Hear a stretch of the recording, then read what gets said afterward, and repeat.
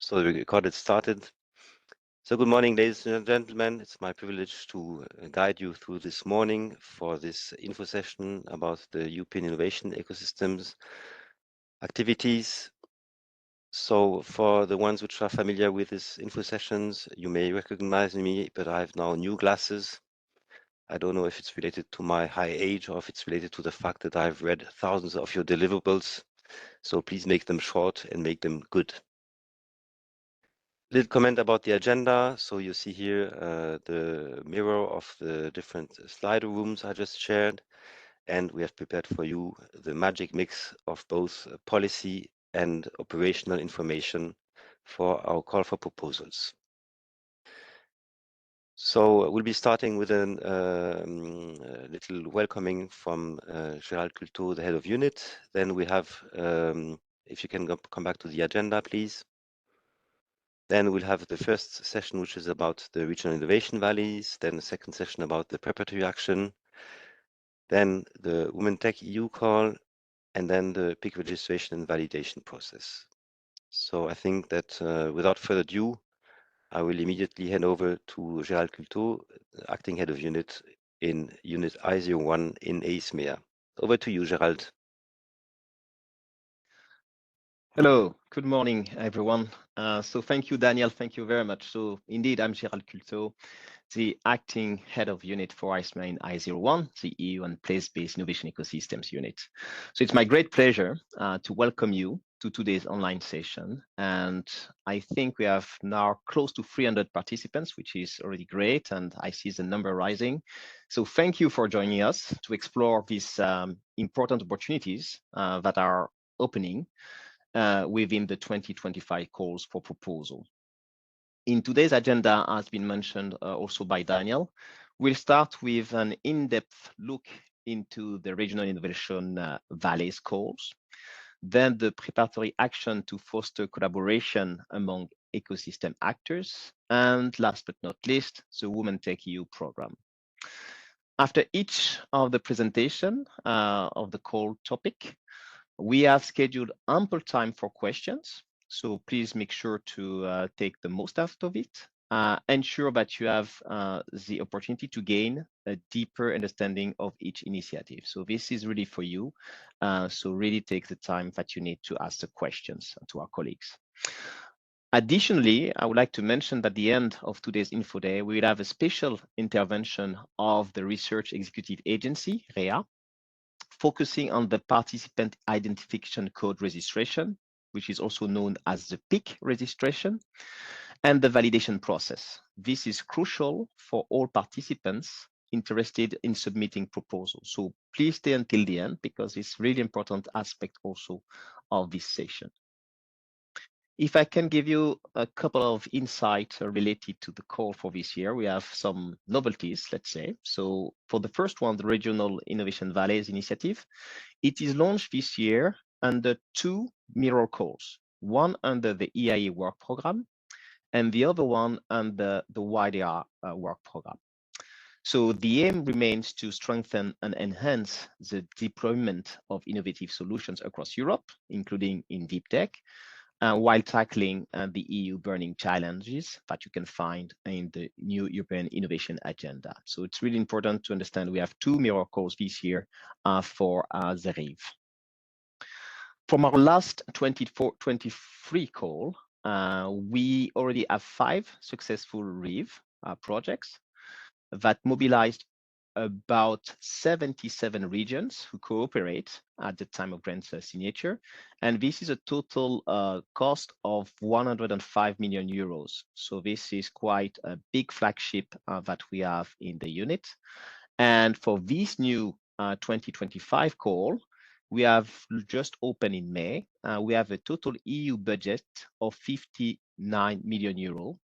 And these aim to create additional interregional collaborations among approximately, we expect 10 new regional innovation valleys projects as of next year. So Christina Nanou, the call coordinator, will present this important flagship initiative in a moment.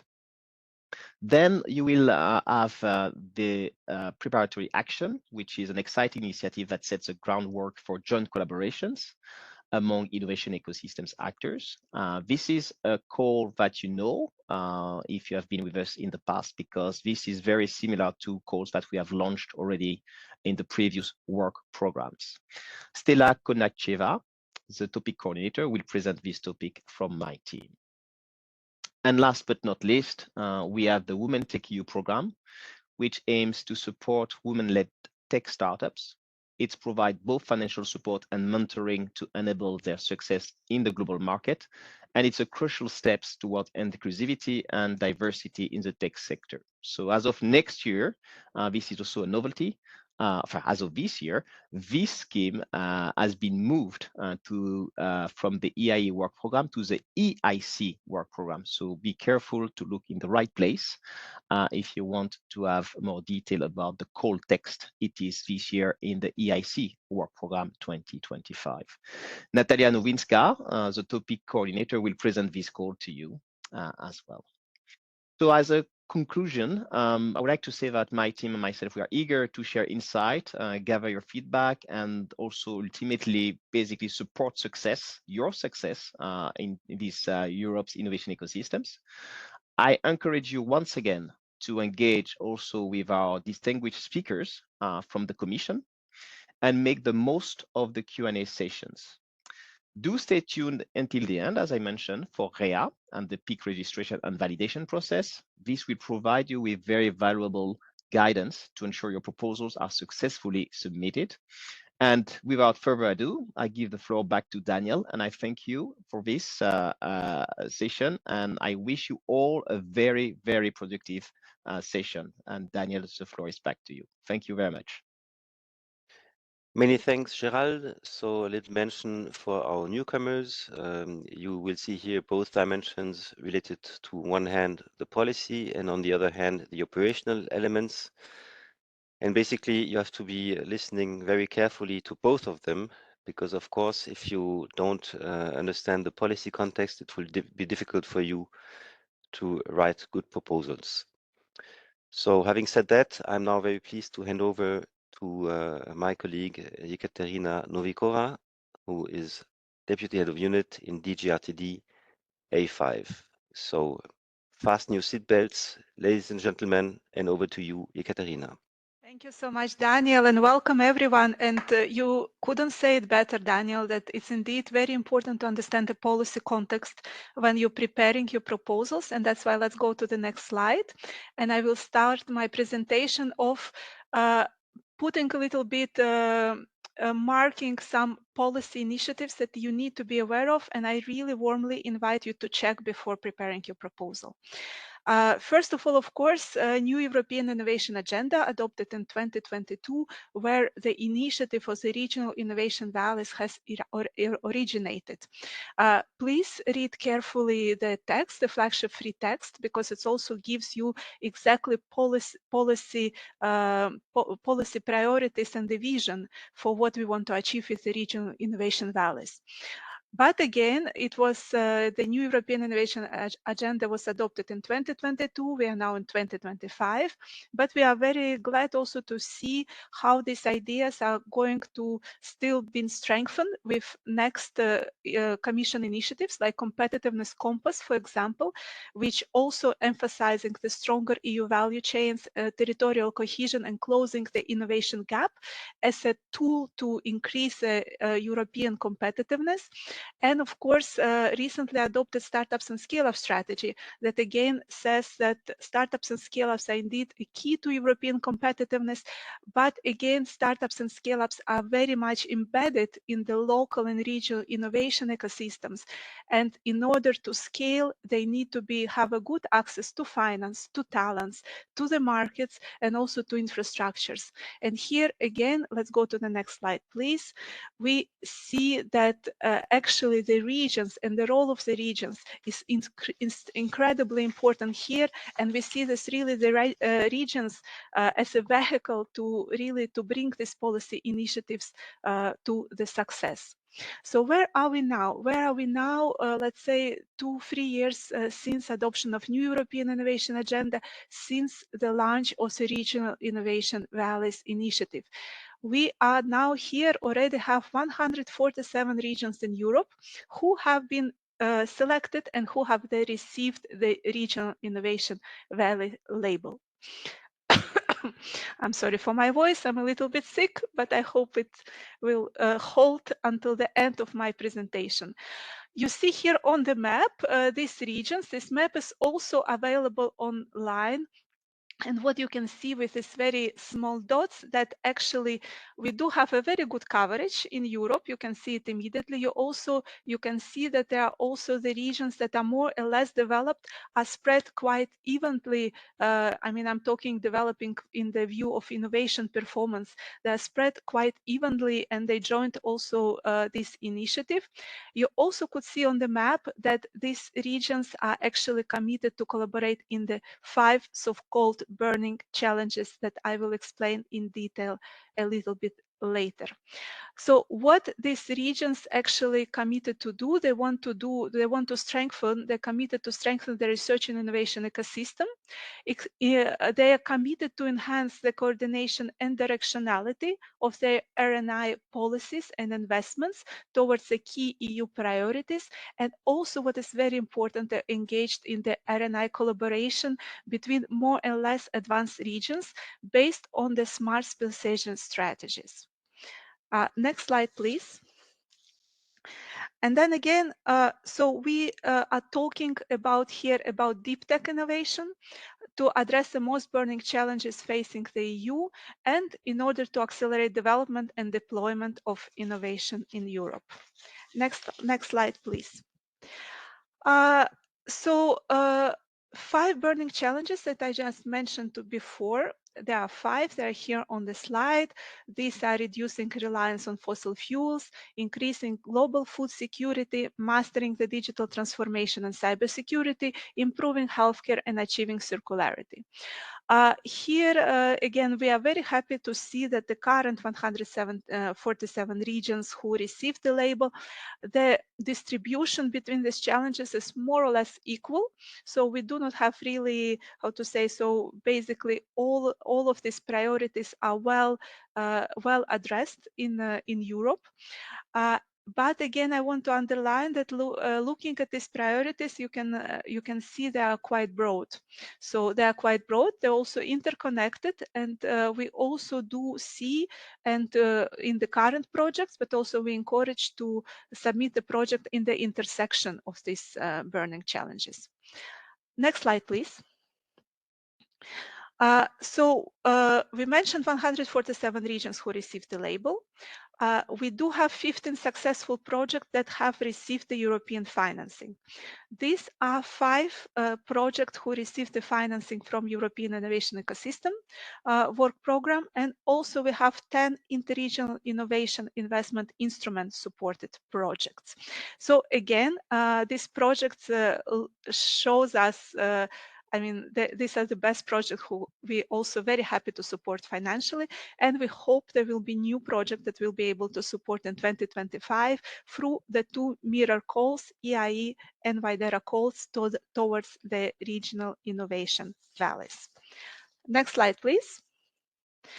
I'll skip this slide. Let's go to the next because I wanted to just show you this picture just to emphasize what the regional innovation valleys, what we are trying to achieve. You will see in the minimum eligibility criteria, the requirements for the regional authorities to participate in the call, other requirements. But I want to emphasize that we see this call is really as a collaborative call. Our objective is really to bring together the public authorities, national and regional administration, together with the actors that are in their innovation ecosystem, for their, so they could collaborate and work very closely together. Next slide, please. we are again where we are. I just wanted to show you a little bit a mapping of the different calls that could be interesting for existing regional innovation valleys, but also inspiring regional innovation valleys. And again, I want to be very clear, anyone can apply to the call. You do not have to have regional innovation valley label to apply to the call, any of the calls that are listed here on this slide. So preparatory action for setting up joint programs. I'm not going to talk about it a lot because it's going to be presented later. But again, I also very much encourage consortia and the actors who maybe participated in 2021 and 2023 edition now consider whether they are ready and whether they are able to participate in the 25 edition of the co-fund Regional Innovation Valleys call. Indeed, now we're going to be going into presentation of the details of the Regional Innovation Valley action for that is co-funded action that is going to present it in the details. WIDERA work program, it's indeed, you will find the Regional Innovation Valleys mirror call that is very, very similar in wording. It just contains some specific WIDERA specificities. And then I also would like to mention two other calls that may be in your focus or maybe not, but I think it's important to mention here so you can find them easily.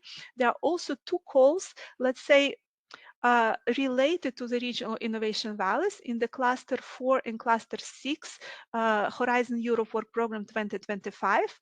One is on system experimentation for Industry 5.0, and again there is a specific reference to the regional innovation valleys there in the area of the system experimentation and developing on the Industry 5.0 and also interconnectedness between industrial actors with other parts of the ecosystems. And also you have cluster 6, you will see the topic that is called operationalization of bioeconomy sustainability principles. And again, there this topic is built on the concept of the regional innovation valleys in the area of bioeconomy and food sector. Please read the topic and see whether whether this condition of the topic looks interesting for you.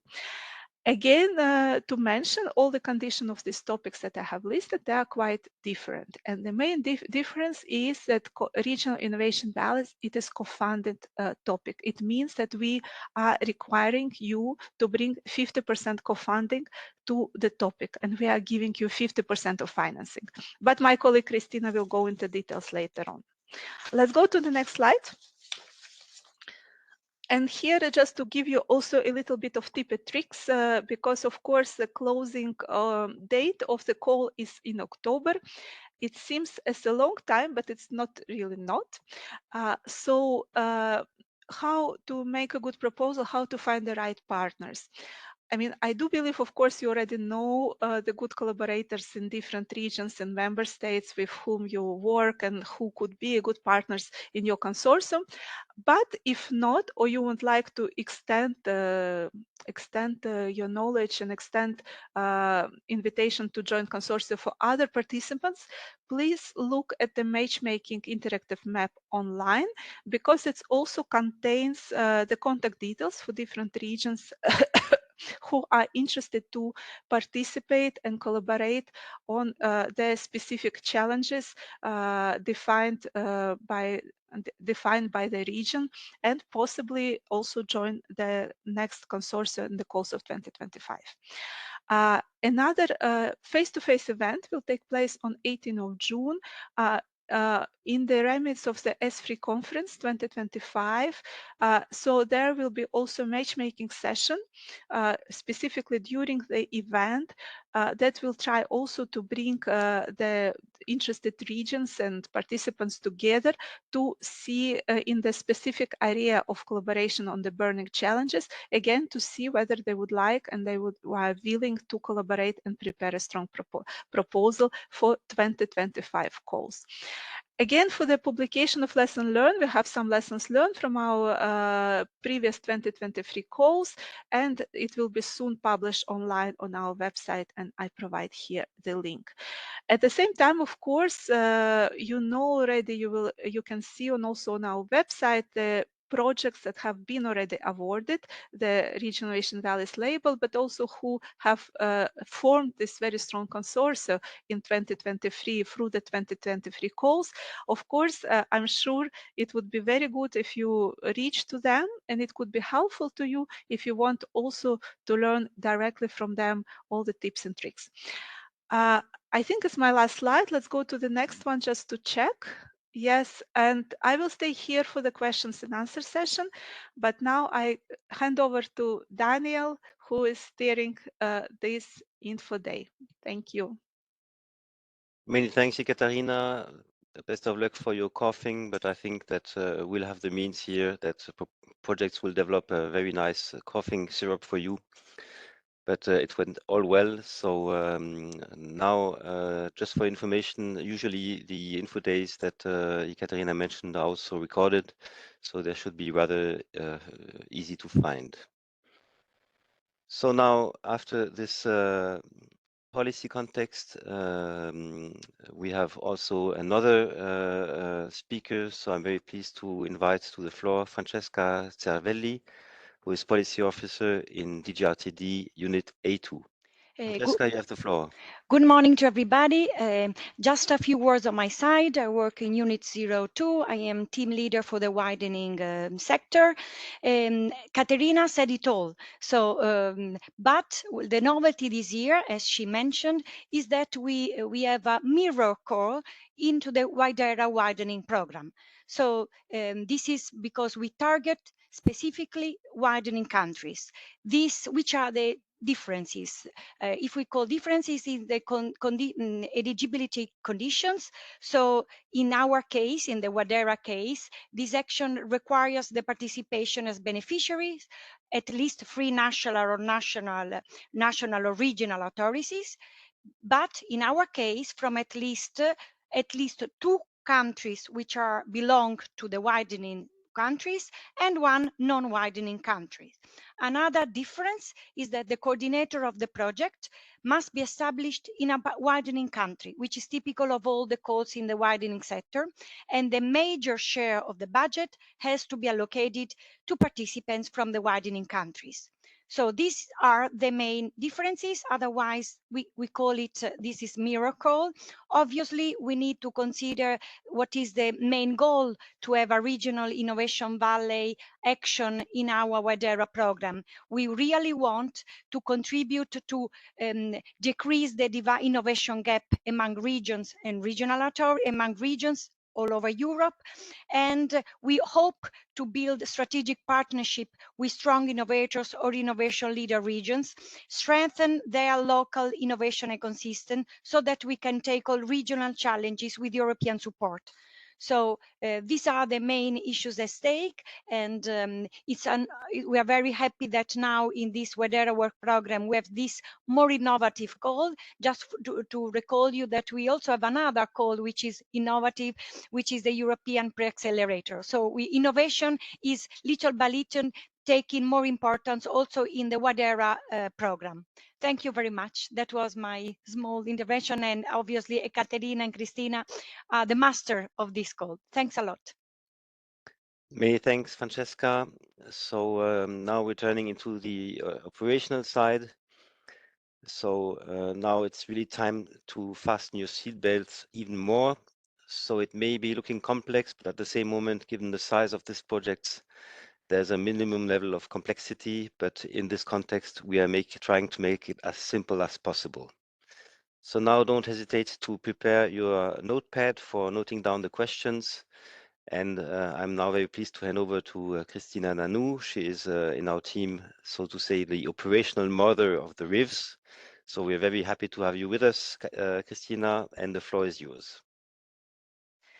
Thank you, Daniel. Good morning, everyone. My name is Christina Nanou. I'm the call coordinator, and I would like to also welcome you to this Info Day.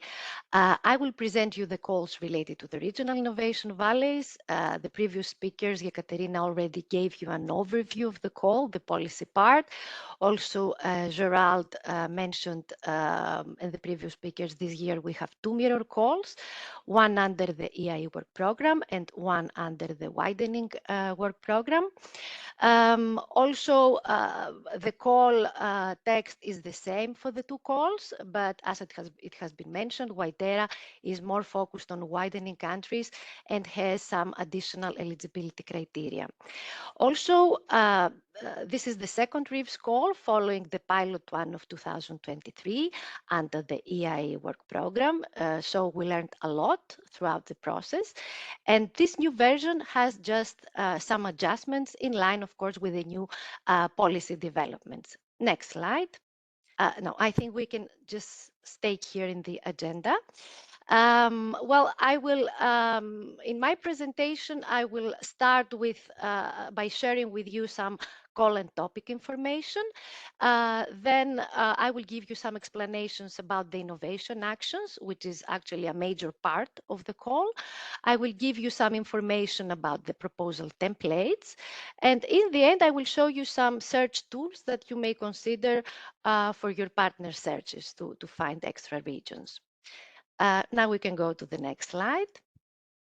So initially, some basic information about the call. It's a co-fund action with an EU funding rate of 50% of the total eligible costs.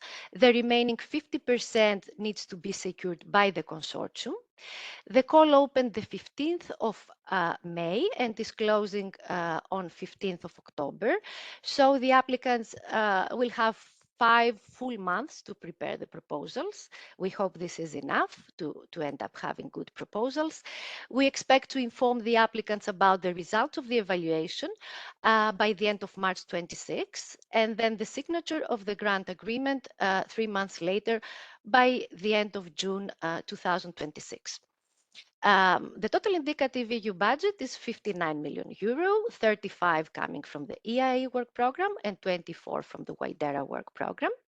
The expected EU contribution per project is 5 to 8 million euros in comparison to 8 to 12 million in 2023 call. You can see that we have changed the budget. This is a strategic change that aims to allow smaller projects budget-wise and smaller and more targeted consortia.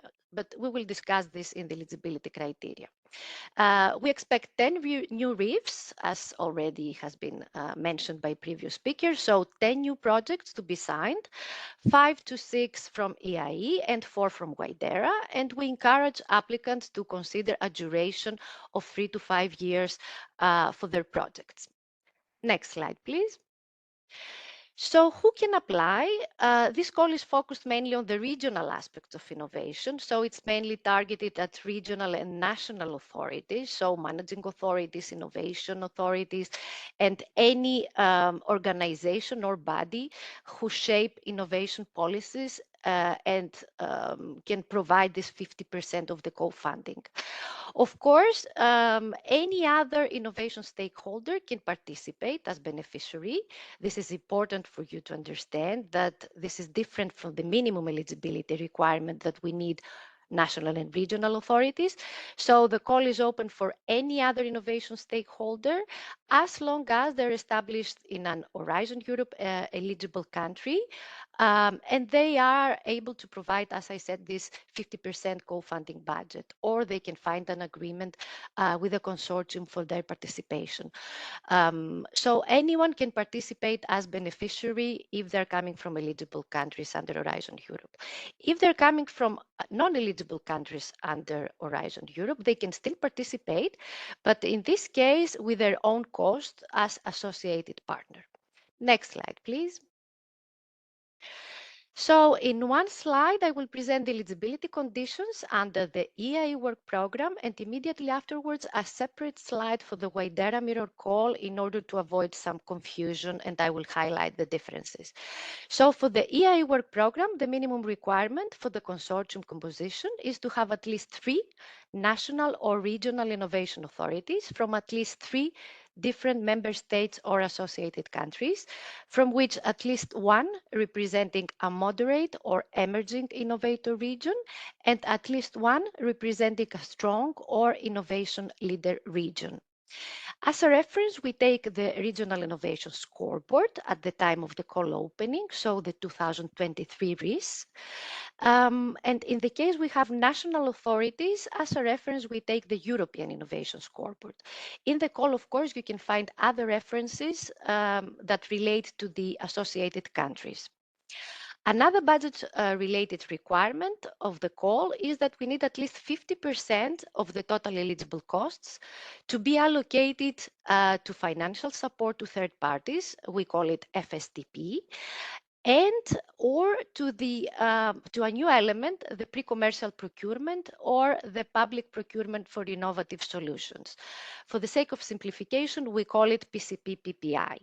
So this PCP-PPI element is new in this call in relation to 23 call, as we would like to see regions to use more these instruments for the uptake and the development of these innovative solutions tailored to their needs, to their regional needs. So at least 50% of the budget either to FSTP or PCP-PPI or a combination of both. Another requirement, the coordinator has to submit one single letter on behalf of the consortium, mentioning the source of the 50% complementary funding they plan to use. Also here we have a new requirement. The proposals are also subject to restrictions for the protection of European communication networks.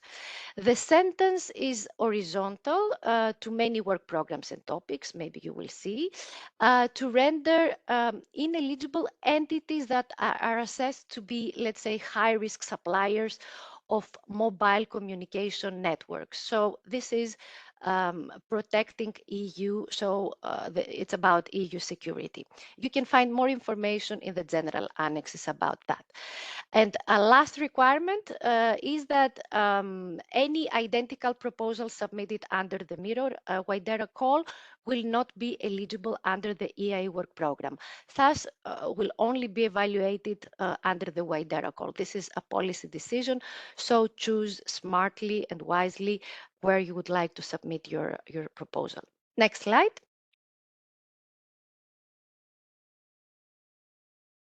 Next slide, please. Yes, here we are. No, in the previous one. But here I need to correct. It's not about EIE work program. Here it's about the widening. In the title of the blue row, you will see it's EIE. This needs to be corrected. We will do so before publicizing. So for the WIDERA call, all the criteria of EIE also apply. So I will not repeat them, but on top of them, we have some additional widening requirements, the red colored one.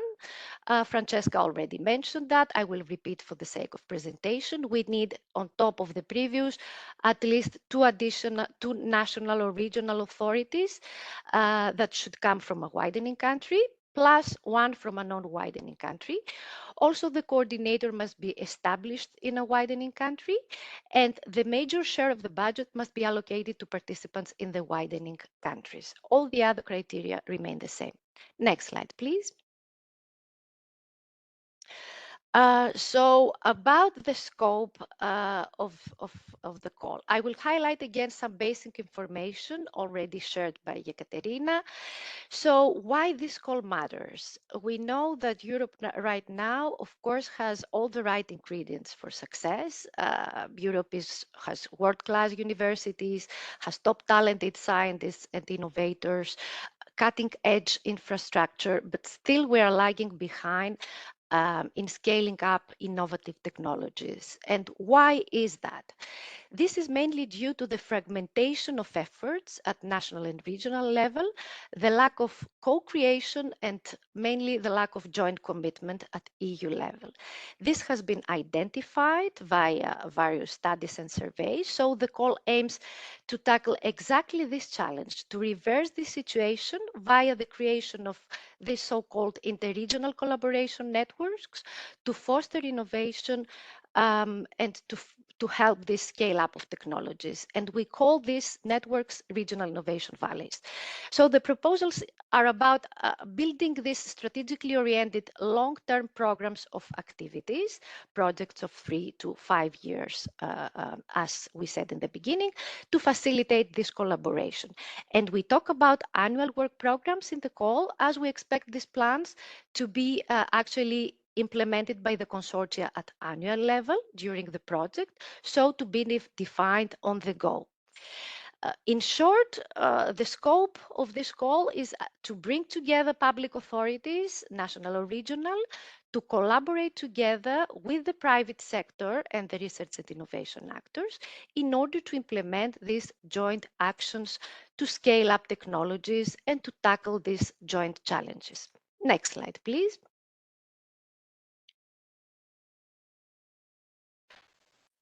About the expected outcomes of the projects. As previously stated, we expect regions to join forces for common definition of visions and strategies in order to strengthen their potential to innovate. So as a result, we expect to see more open, more interconnected, more dynamic innovation ecosystems at the end of the actions. But we also expect regions to pull together their resources, their expertise, and their knowledge assets, and to cooperate in order to develop specialized technologies and processes that correspond and are tailor-made for their regional needs in order to build, of course, their competitive advantage.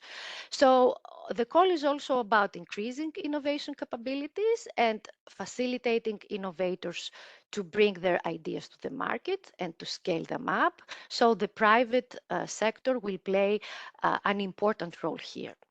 We want to see projects also to enhance inclusiveness. We want to foster closer collaboration with the less developed regions, and of course to see in the project all relevant innovation actors to join forces towards building strategic technology and industrial value chains.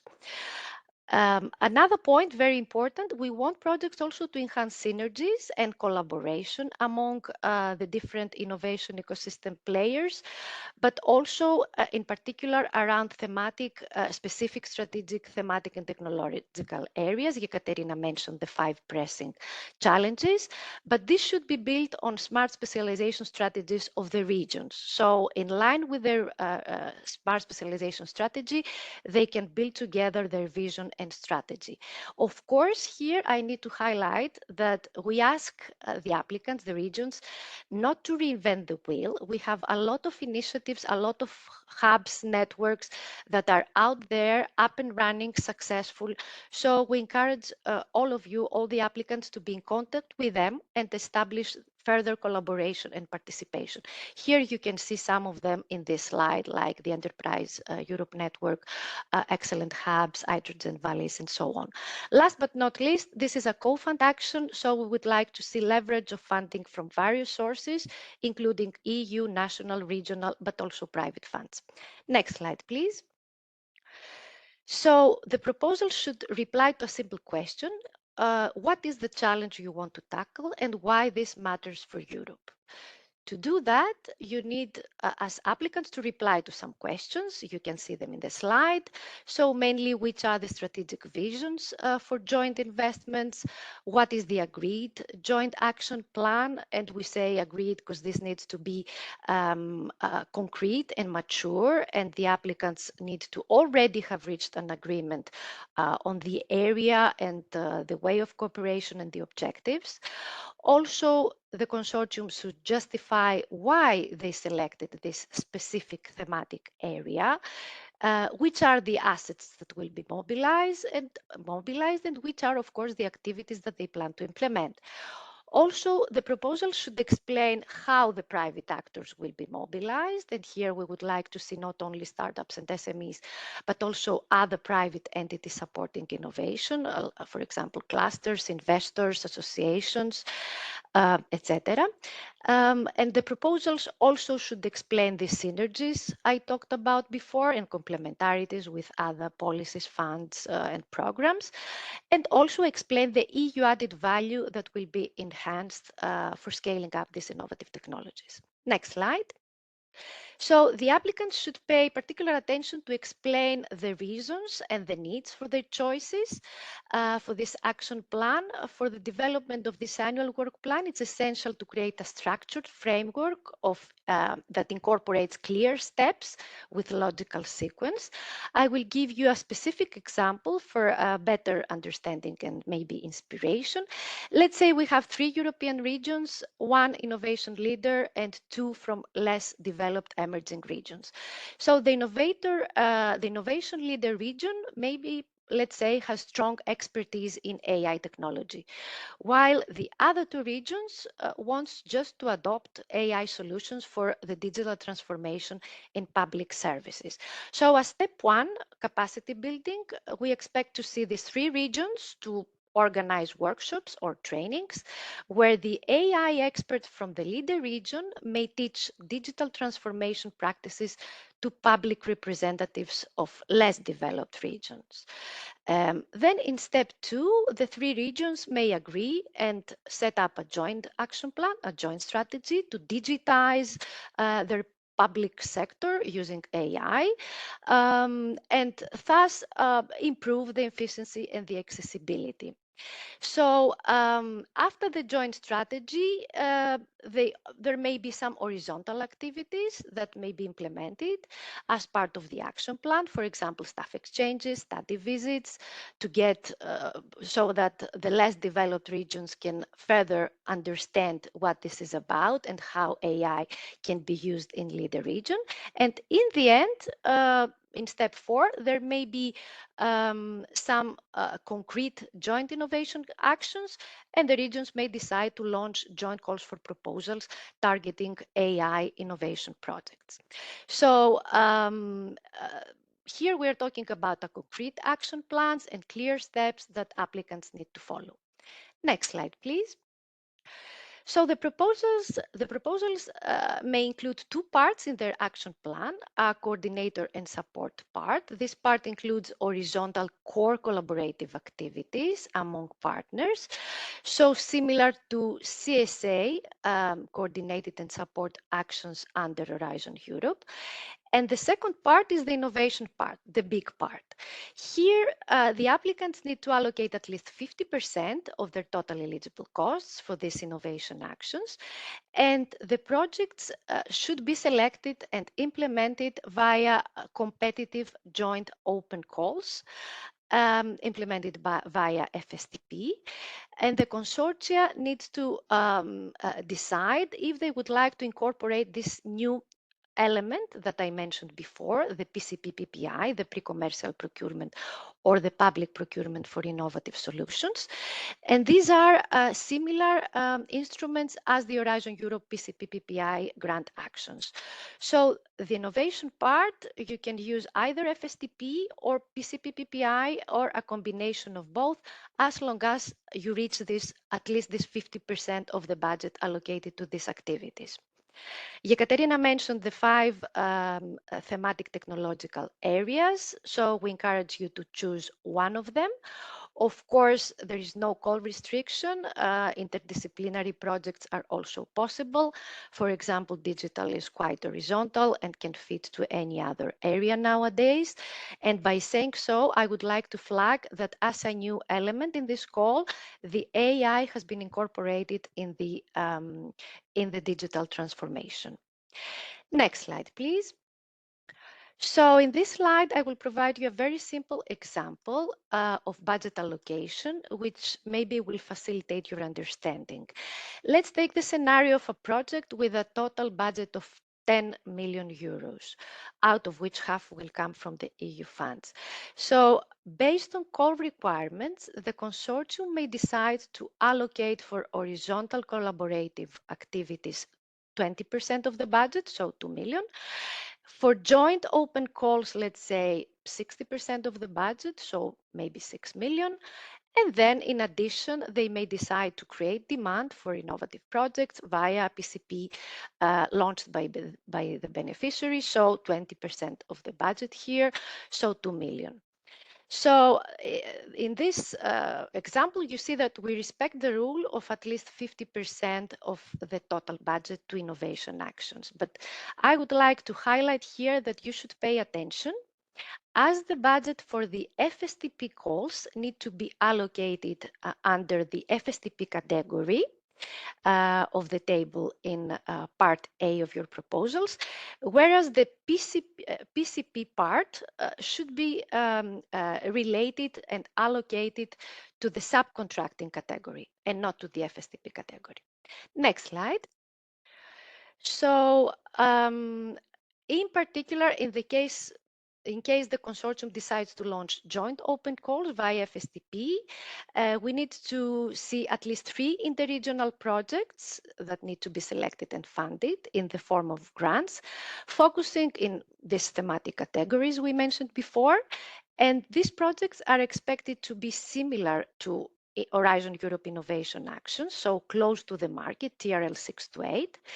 The maximum amount to be granted per recipient for all calls and all sub-projects is 600,000 euro. Here you see an example of 3 sub-projects selected for funding, in which the same beneficiary, X, let's say a university, participates to all of them, but will not get more than 600k euro in total. So these sub-projects may also involve some joint PCP-PPI activities launched by the recipient, but we will speak about that later. So next slide, please. About the TRLs, so the joint innovation interregional projects via FSTP, we would like to see TRL that is going from 6 to 8 for experimental development, so quite high and close to the market. For the PCP, the TRL may arrive up to 8. These are R&D procurement projects, so can start with a lower TRL. For the PPI, the TRL may also arrive up to 8 based on the call. However, we would like to highlight here that there is a pending legal discussion on whether the TRL can go up to TRL 9. So we are still waiting for the reply, and in case of any change, please follow very closely this point for your proposals. So in case of any change, this will be publicized as question and answer in the portal. Next slide. So about the rules of FSTP for your joint calls for proposals, the call includes only a restriction that the maximum amount of FSTP should be 600k euro per third party. So the project consortia are fully responsible to agree on the call conditions and the implementation modalities for the open calls for FSTP. This should be presented in a dedicated annex. We call it FSTP annex that you need to upload in the system. So at proposal level, it is of paramount importance the applicants to pay attention to the relevant legal base. We present here some links for your convenience, and to introduce the information required in this FSTP annex I talked about. Next slide. So this is a very condensed, I must admit, but very useful slide, as I think it summarizes the main legal requirements for FSTP, deriving from the grant agreement, but also the general annexes of Horizon Europe. I will not go through it. I'm aware of the time restrictions, but please pay particular attention to this slide and its requirements for the FSTP calls, and in particular, the 6 mandatory elements that are presented here to the left, which should be further explained and justified in the FSTP annex. Next slide. About the proposal templates. here we have two parts, as usual. Part A, that includes administrative forms and budget, and Part B, which is about the technical narrative of the proposal with maximum 70 pages. That includes these three sections that each one of them correspond to an evaluation criteria: excellence, impact, and implementation. Here, pay attention, we have a customized part B for the call. You will be able to see it only once you start the process of submission of your proposal in the system. So the one you see in the portal where we publicize the call is not the final customized one. Pay attention on that. In relation to the annexes of the proposal, we have 4 annexes on top of Part B that needs to be uploaded, because Part A, you need manually to introduce the information. So we have annual work program template. We understand it's not easy for regions to provide this at proposal submission stage, a very detailed work program for all 3 to 5 years duration of the project. So we are flexible, and via this template, you are allowed to upload information about your actual plan for the first year. We have the FSTP annex in case of joint open calls. We have a letter of intent, which is mandatory requirement, and it is actually included as part of the eligibility criteria. So don't forget to include this letter of intent, and an Excel file, which provides some additional information about the beneficiaries. Next slide. So this is how the letter of intent, or at least part of it, looks like. It is a letter that the applicants declare their intentions to support the proposal and provide, of course, some additional information.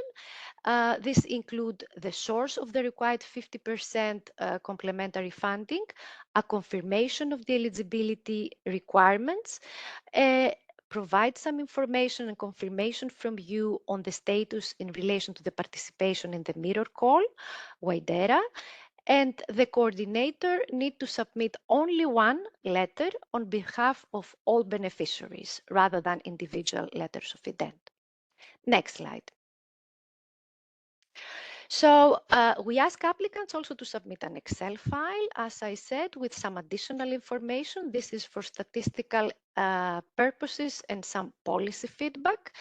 This Excel is quite simple to fill in with drop-down lists. So some information, you're requested to provide information about the project, the thematic area, the beneficiaries, whether it's a national or regional authority in line with the definitions of the call, some country and region data, whether they have been awarded the RIV label in 23 call, the source of the complementary funding, and the WIDERA mirror call participation to allow us better to monitor the double submissions. Next slide. So in relation to double submissions of the proposals in the 2 mirror calls, EIE and WIDERA, we would like to be transparent on the approach we will follow. So in case an identical proposal is submitted in the mirror call, the proposal submitted under the EIE work program will be ineligible. So we will evaluate only the WIDERA proposal. In case a substantially similar proposal is submitted, which means significant overlapping in partners' objectives or content and other elements probably, then you may be asked to withdraw one of them. As this, of course, may create some delays in the evaluation, we would like to kindly ask you to avoid this case. Also, the third case, in case we have a similar proposal submitted in the mirror call, however, there are clear differentiations. Once these are clearly justified, when we go on with the then we can actually go on with the evaluations of both proposals. But however, this is not ideal, as we need to fund, we will fund only 10 projects, and we need to see a variety of ideas and proposals. Next slide. So a couple of slides on how you can find partners. Apart from the standard partner search, you may find also useful this interactive map that mentioned also with previously by Ekaterina. It's a virtual map and includes information on the selected RIVs under 2023 call. This map will help applicants to get inspiration and of course find partners as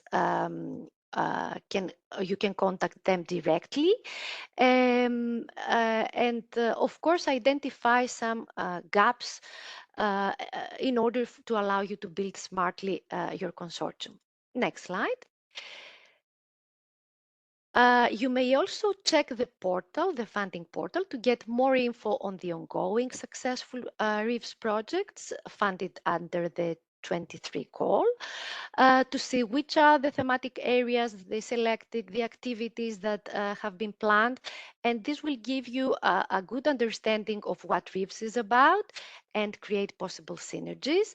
We are quite lucky here because tomorrow there is an event, an hybrid event organized by one of the ongoing RIV projects, ESIF, European Circular Economy Valley, during the European Green Week. So we would like to invite you to participate in this event and get an understanding of the RIVs.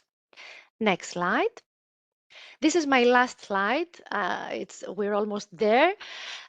So in a single slide, I will give you some useful links and tips for the proposal's preparation. So our suggestion is for you to start early. You have 5 months, so study carefully the call and the topic requirements, read again and again the topic requirements, and of course, always check the portal for the questions and answers. So be sure that you comply with eligibility conditions. It will be a pity to work hard, build a very good proposal, and then to render this ineligible because you missed a basic requirement. So I'm aware, Daniel, that I need to finish. So two more minutes. So frame your proposals by having in mind that the call is about building strategic collaboration of consortia. So identify needs and gaps, choose smartly your partners, and on the technical aspects, be realistic on the definition of the KPIs. Try to fill in all fields of the proposal templates. Make very good checks for coherence of budget in part A and B, and try to include a number of deliverables that are proportional to the duration of the project. And last advice, don't leave it till the last minute to submit a proposal. The deadline is the 15th of October, so try to just submit, let's say, 1 day earlier. Thank you very much. I was a bit analytical, but I think the information will be very useful for the applicants to submit their proposals. Back to you, Daniel. Many thanks, Christina. Yes, we're slightly delayed, but I didn't want to stop you because all what you were sharing was super interesting for us. To be honest, even more pleasant for me to listen to or to watch to than any Netflix series. So very interesting. And maybe we can keep from what you said as well as from the Ekaterina is that the issue we have is really the fragmentation of the ecosystems. And with this fragmentation, we're losing efficiency and we are also increasing the cost of innovation support. So basically this action, as well as the others we have in the program, aim at stopping that innovation agencies are doing things in parallel because it's costly and it's not efficient.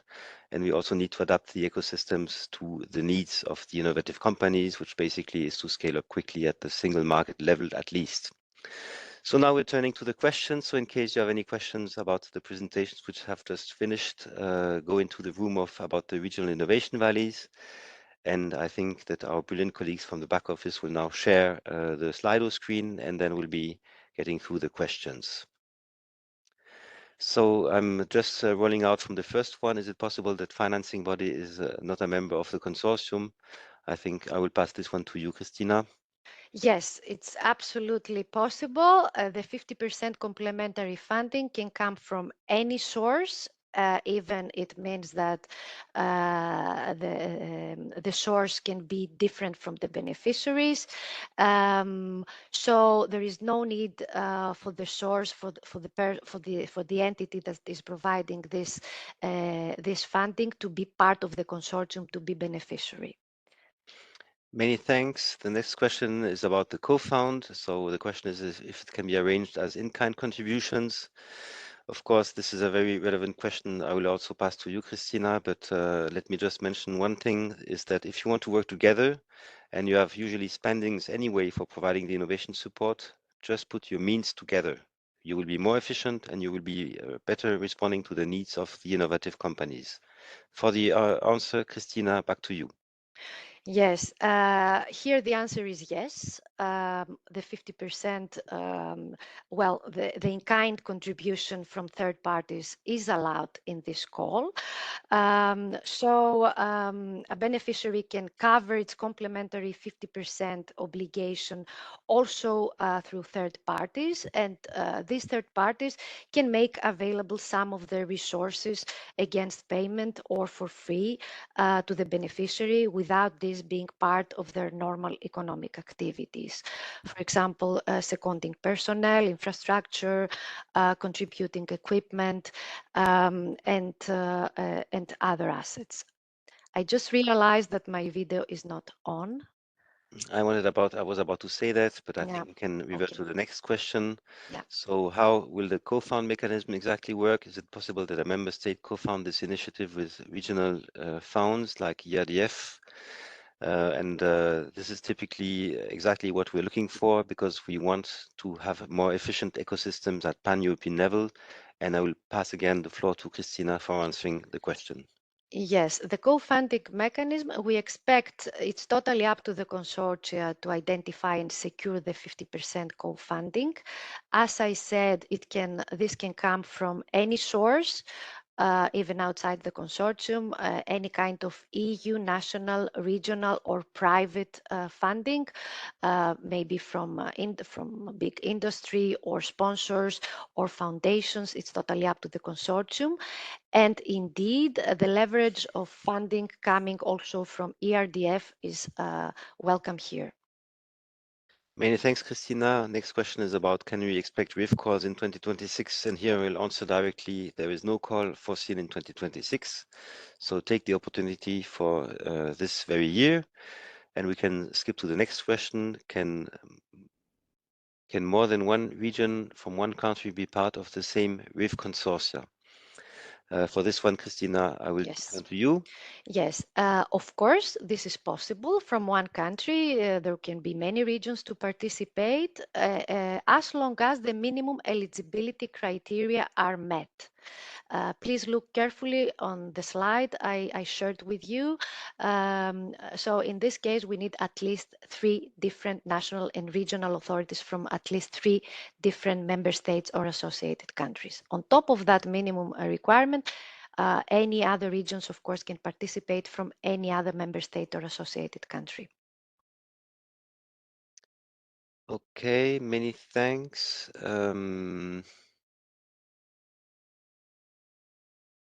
So now next I'm taking the questions as they come. If regions have already the RIV label, can they still participate in new projects? I think, Christina, you can answer quickly to this one.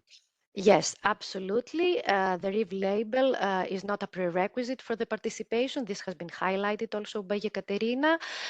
Of course, we would like to see variety here. We would like to see regions that participate in different activities. Maybe a region would like to that participate successfully in previous projects, would like now to submit and if successful to implement projects in another area. Many thanks, Christina. So next one is, can a proposal be submitted aligned other actions or Article 25 quarter based on co-fund actions? No, sorry. Can a proposal be submitted aligned with other EU strategic priority like STEP areas, defense, dual use topics, and not directly with the 5 challenges? So here maybe I start with you, Christina, and probably Ekaterina can complement, but maybe you know or you can answer. Yes, there is no call restriction about the thematic areas. However, the call explicitly mentioned and encourage applicants to focus in one or more thematic areas that has been mentioned, and these are the burning challenges included in the new European Innovation Agenda. Ekaterina, you want to complement? Yes, maybe just to complement, also pay attention that the call requires mention smart specialization strategies. So I do believe some of the areas really fit under smart specialization strategies, some areas of the dual use as well. But of course, we also have to be mindful of the Horizon regulation. So we are rather speaking about dual use than defense in this case. Many thanks, Ekaterina. So here the technical question about the link to the ESIF event. I think there's the issue in terms of registration because it's already tomorrow, but I don't know, Christina, if you have the answer about this one. Yes, actually the coordinator of ESIF project shared with us this link. Therefore, I find it very useful and I incorporate it in the slide. If it doesn't work, we will recheck again and we will make sure that we upload the correct link in the slides when we publicize it. Okay, many thanks, but maybe we should be finding a mean of publicizing it a bit earlier because if it's tomorrow, so we'll do our best, colleagues, for finding and seeing with the organizers if it's still possible to register. Is GBER to be followed in the innovation actions or Article 25 quarter based on co-fund actions? Can it be used for the FSTP part? So I think this is a recurrent question. There are also a couple of FAQs about this. Christina, over to you. Well, I would say that it's better to give the floor to Ekaterina on that about the state aid. What I can say is that, of course, the applicants need to respect the state aid regulations. If the complementary 50% funding comes from public sources like national, regional funding, definitely the state aid regulations needs to be respected. Ekaterina? Yes, and maybe just to add and provide more general response to that, indeed, stated regulation needs to be respected. You have to be mindful. But again, the concrete answer will be also dependent on the way how you're going to design FSTP calls. So it's really, first of all, you should really see and assess what are how do you prepare these FSTP calls, what are the minimum requirements for FSTP calls, and then to see to what kind of conditions and what article for GBER regulation would be applying. Again, here, I think your national authorities in the member states responsible for the state aid could be better assist you with this question, because it really depends very much on how you develop this FSTP part. There is no really single answer to this question. Many thanks, Ekaterina. The next question is, does the co-funding have to come from only one source? I think here we have seen that we want to have a strong leverage effect. So I'm passing the answer to you, Christina. Yes, the co-funding can come from any source and any combination of sources. So you can just use national funding, regional funding if you're a region, the applicants, or combine with ERDF or private sources, as long as you can secure and prove that you can secure the 50% complementary funding, there is no restriction about the source. Many thanks, Christina. The next question is one of your favorite because it's about the NUTS level. So here the question is, can public authorities be of any NUTS level, 1, 2, or 3? Christina, you're now expert in this subject. We have become all experts in this subject, I think. So the call is about regional aspects of innovation. For the eligibility requirements, we take as a reference the Regional Innovation Scoreboard as a first reference. So for the eligibility requirements, we would like to see regions mainly at NUTS 2 level. However, of course, any other levels is welcome at NUTS 1 or NUTS 3. However, in this case, they will need to justify in the proposal, also to provide some info in the letter of intent, on why at this level the regional participation is necessary. For example, if there is a delegation of managing of R&I programs or relevant budgets at this particular level, then this needs to be highlighted and to be justified. Many thanks, Christina. Next question is about the sub-project beneficiaries, so meaning the end beneficiaries of the Cascade grant, which are done via the FSTP. And the question, Christina, I think I will pass it to you. It's what's the difference for them if they're applying either on FSTP call or on this wonderful name of PCP PPI. I think this will be the title of the summer hit in the discotheques this summer. Please, over to you, Christina.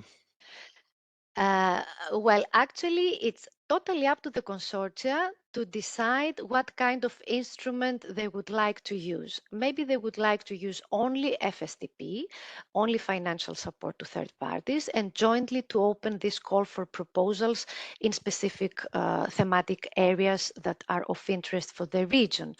But on the other hand, maybe they would like to use another instrument, which is the PCP-PPI, the Public Procurement for Innovative Solutions, or the pre-commercial procurement. So these are procurements, which is not, these are not open calls. These are procurements, and via this procurement, the regions would like to attract more tailored solutions to their regional needs. So in the case of PCP, these are research and development calls, let's say, projects. So the innovation solution is not ready yet. It needs to be developed. So it can start with a lower TRL and can go up to TRL 8. And for the case of PPI, these are ready for the market innovative solutions. And via contracts, the regions may get these innovative solutions to be customized for their regional needs. So PCP-PPI, we are talking about contracts. Therefore, I said this should be allocated to subcontracting budget. And the FSTP call is about open calls where the recipients are getting grants to implement at least 3 interregional innovation projects. Many thanks, Christina. I think we'll be speeding up a little bit because we have still a couple of questions. So the next question is it recommended to avoid areas which are already covered by running projects from the previous call, meaning thematic areas? Christina? There is no call requirement, there is no quota, there is no differentiation. We leave it open in a bottom-up approach for the applicants to decide. I shared with you some tools that you can use in order to potentially check what is the approach and the mapping right now when it comes to Europe in terms of thematic areas. And if you think that it's smartly to check those areas not covered, then you're welcome to do that.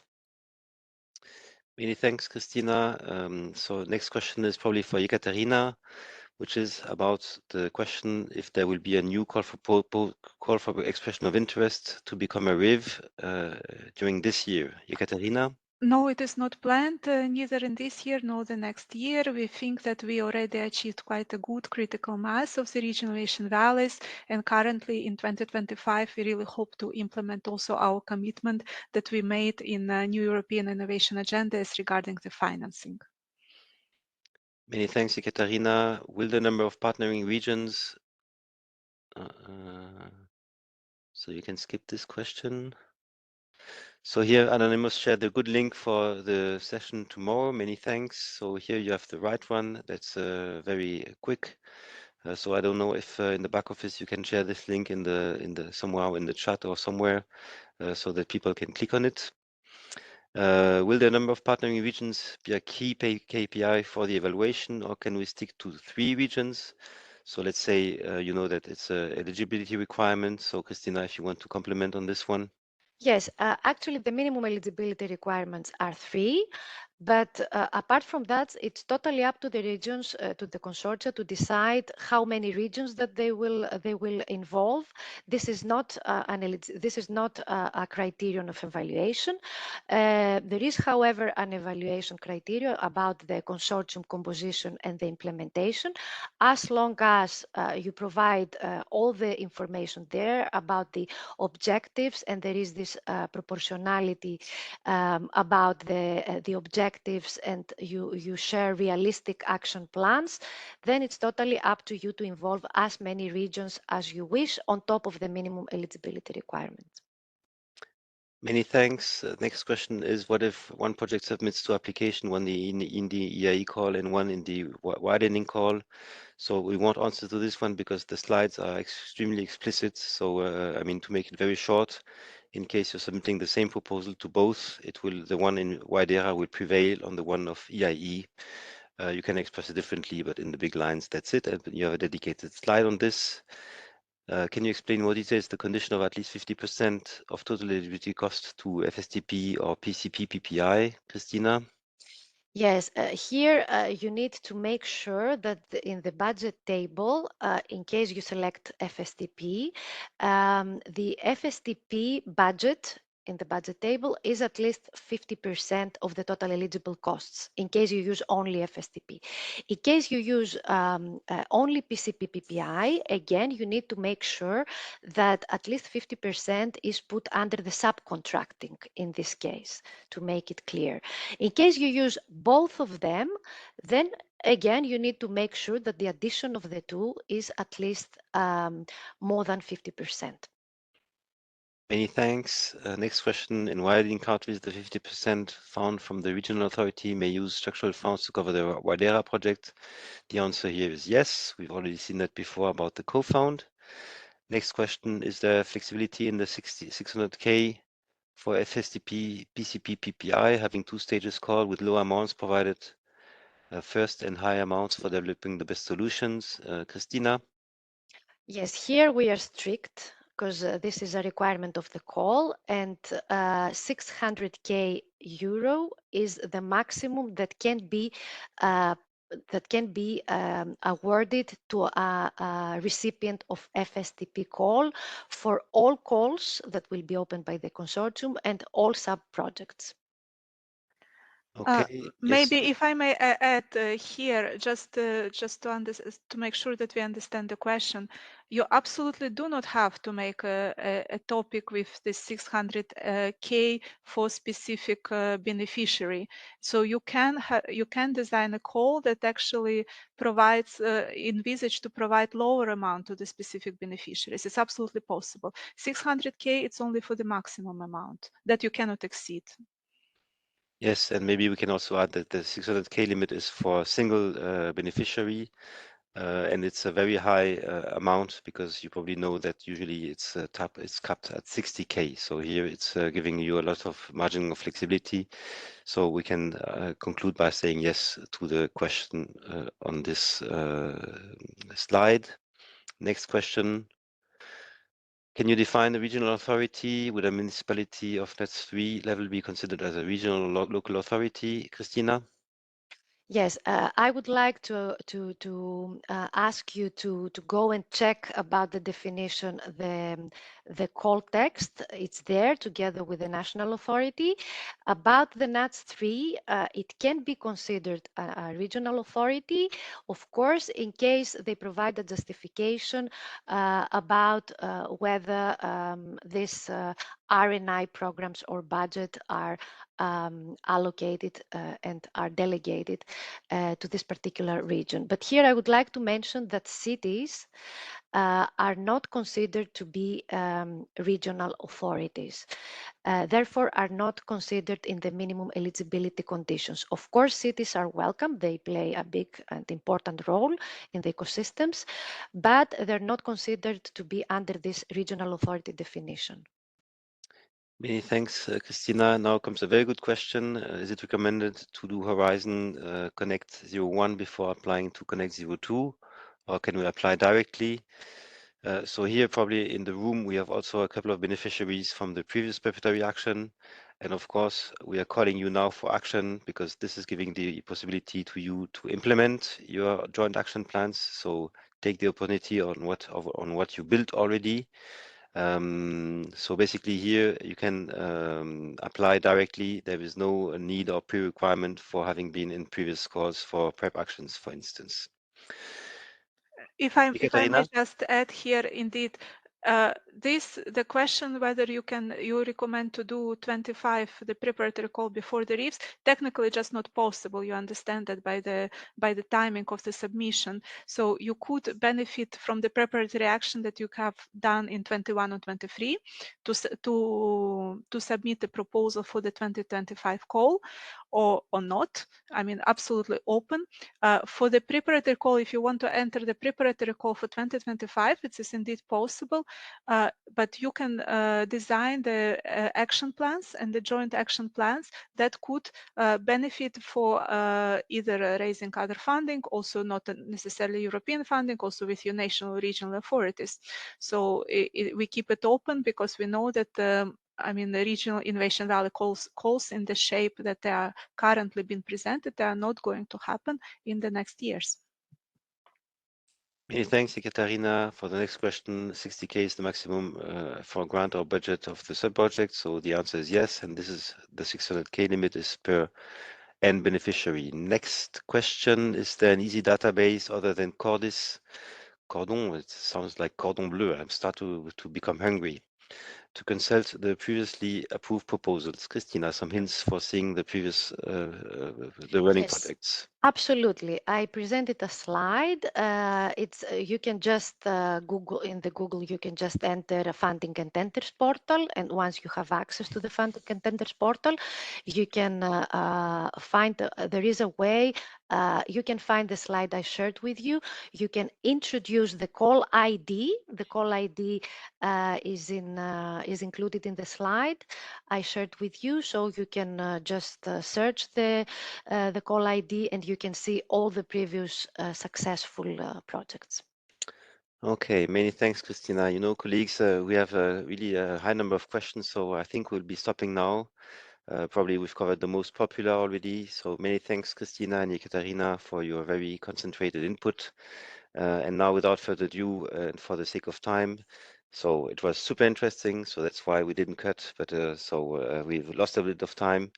It's not losing time, but it's, let's say, being a bit late. And now we're turning to the prep actions for setting up the joint programs among innovation ecosystems actors. And for this, I'm very pleased to hand over to Stella Konyakcheva. She is our project officer in Unit I01. Please, Stella, you have the floor. Thank you, Daniel. Hello, everyone. It is my great privilege to talk today about the preparatory action for setting up joint programs among innovation ecosystem actors. Next slide, please. So let's start with the eligibility criteria. We need at least 3 legal entities from 3 different member states or associated countries. In addition, at least 1 should be from a moderate or emerging innovator region, and at least 1 from a strong or innovation leader innovator region. Of course, in this case, this is a topic with lump sum grants. All in all, 5 projects are going to be financed, and the expected EU contribution per project is 1 million. Next slide, please.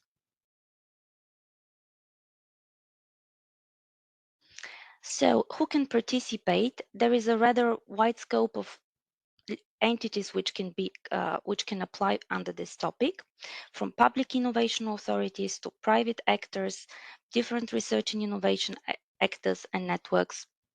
And as it was already mentioned several times, the innovation ecosystem is very scattered in Europe. Therefore, with this action, we're trying to achieve a more dynamic, inclusive, gender diverse, and connected innovation ecosystem. And of course, better aligned with the areas in the new European innovation agenda. In more particular terms, we are looking for joint multi-annual programs and action plans, which can help us in jointly tackling challenges at all levels, and establishing, if relevant, links to the regional innovation valley. Next slide, please. So what applicants should consider? They should identify areas and activities of cooperation. And here you can see a list of the type of activities they could include, from networking, market access, procurements, training, joint infrastructures. An important criteria is the scalability. So applicants should justify the need of those activities and why they're scalable at European level, which demonstrates the EU added value. Applicants are also encouraged to enhance synergies with other funds and programs, including the cohesion policy instruments, but not only those instruments, other EU synergies with other EU, national, regional, and local funds and programs are welcome. And of course, applicants should explain this process in an open, clear, and impact-oriented approach. Next slide, please. In addition, applicants should present the expected common knowledge assets, the benefit for the intended beneficiaries, and the targeted milestones. They should plan their long-term commitments, and this should be at least 3 years. Besides from designing pilot schemes for specific actions, they have the possibility to test them with the non-compulsory FSTP scheme, which is a novelty for this topic. And of course, applicants are encouraged to involve varied innovation actors from the whole quadruple helix. Next slide, please. So, the proposals may include 2 phases. In the first phase, which is the exploratory one, they should foster dialogue among the stakeholders. This phase also includes mapping and analysis activities. And here it is good to mention that applicants are encouraged to include already existing tools, knowledge, and expertise, for example, from the Partnership from Regional Innovation, as well as the EIT KICs. Next slide, please. The second phase refers to the setting up and finalization of the action plans and the allocation of the activities. And here I have to note that the implementation of the proposed action plans is not part of the topic unless the project uses the FSTP scheme. Next slide, please. So a couple of words about the FSTP scheme. This scheme, the support to third parties can only be provided in the form of grants, which excludes other forms such as vouchers or prizes, for example. And the maximum amount to be granted to each third party should not exceed 60,000 euros. Next slide, please. This is a very important information which regards those applicants which are planning to include such a scheme. In this case, the proposers should use a dedicated annex and include certain elements of information. They should clearly detail the objectives and the results to be obtained while using the scheme. And they should also include the specifications that you can see on the slide, from the maximum amount of financial support through the criteria for calculating the exact amount, through the different types of activities, the persons or categories of persons that may receive financial support, and the criteria for giving this support. Next slide, please. So how this topic differs from previous topics, such as the one of 2023, as I already said, in this case, it introduces the possibility for non-mandatory FSTP scheme, and apart from focusing on one or several thematic and technological areas, it can also focus on the burning challenges specified in the new European Innovation Agenda. Next slide, please. This is another question which you could also find on the Funding and Tenders portal. Which other entities apart from public authorities may participate in the consortia of the projects? So the answer to that question is that all relevant key stakeholders from across the quadruple helix are encouraged to participate, from public sector entities, different national, regional, or local innovation authorities, entities from the private sector, but also research and innovation actors and networks, and the civil society organizations, social innovators, and NGOs. Next slide, please. Another question which is very important in regards the use of FSTP. So how does the use of FSTP affect the budget of the project? The general guideline is that the budget should be proportional to the specific nature of the project. However, if applicants use the FSTP, this is going to be one among other aspects which will be taken into account when assessing whether the requested budget is appropriate. So you can go to the next slide, but I think now we are ready for the Slido questions. Many thanks, Stella, for this first input. So now if you have some questions, please go into the green room, which is about the prep action. A little personal comment about this novelty of introducing optional FSTP. Let me just tell you that the previous budgets for these actions were 500K per project, which was already a lot for such type of prep action. So now, in case you want to increase the budget, definitely please add this optional FSTP, because of course we won't pay 1 million euro for just receiving papers with intentions. So here it's a novelty, but which also is requiring a little bit of a really good offer on your side. So I'll be skimming through the questions. I'm starting with the first one. The call for the preparation of the new RIV plan. What kind of actions do they finance and what type of entities? I think this is a question, outside of scope. Yes, so let's go to the next one.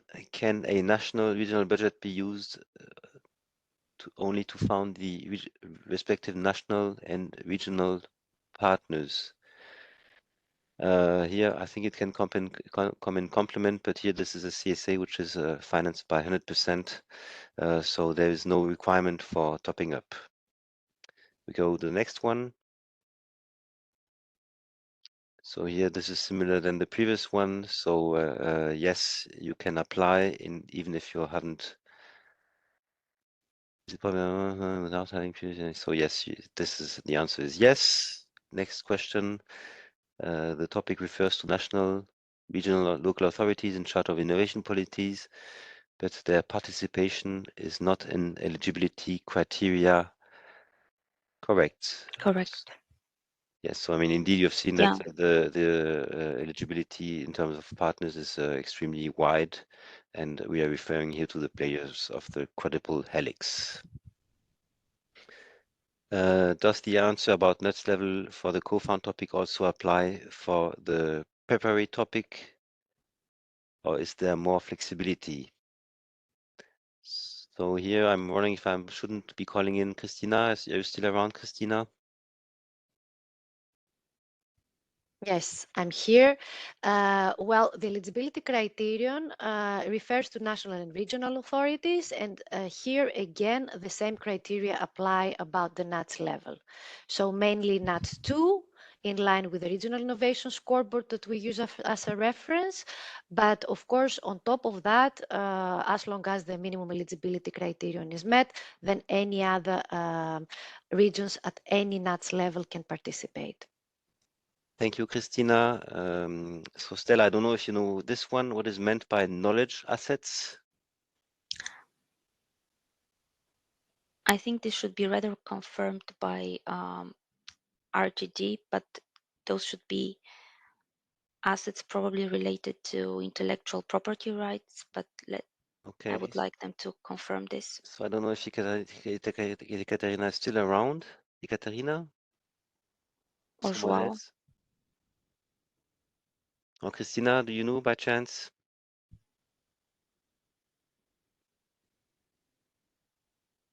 Well, here I would say that it's what the region, what the beneficiary brings in. It's about the background knowledge that they can bring in the projects. So it's about any kind of information that they have used, any kind of technological knowledge that they have used. So as it's a spherical, let's say, way of presenting things here. So it's not one thing. By knowledge, we mean everything that the beneficiary can bring into the project. Thank you, Christina. Next question, is there a requirement for a public authority to be the coordinator, or can a research institution also coordinate? Stella? A research institution can also coordinate. Of course, there are the eligibility criteria are clear, so there is no restriction for with regard to the type of entity, which can be a coordinator. Okay, thank you. The next question is it mandatory is the participation of a founding or public authority in the consortium? So do we need to have a public authority in the consortium? No, there isn't such a restriction. Okay. Next question is it mandatory that the coordinator would form a less transition, more developed region? Would be from a less developed region? It can be any kind of beneficiary, SME, public authority, association. So here I can take it over, Stella, if you don't mind. So I mean, there's no obligation the coordinator to come from a less developed region. So this is really open. And indeed, I mean, then about the beneficiaries, careful about SMEs. There's another approach in another program which is called I3. But definitely you have to take into account the way that you're organizing the project. And to my view, it's not very easy to have an SME being part of the consortium, as usually these are the beneficiaries of the FSDP schemes, if there are any. Next question is, how big can the FSDP part be in this kind of project? 20% of the action. Still, I think this one can be for you. Well, it shouldn't exceed 60,000 euros, which yes, but how much budget of the project should be allocated to FSDP?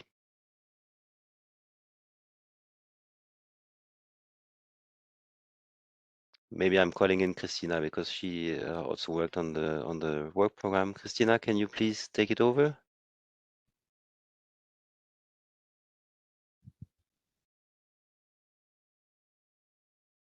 Christina, can you hear us? Yes.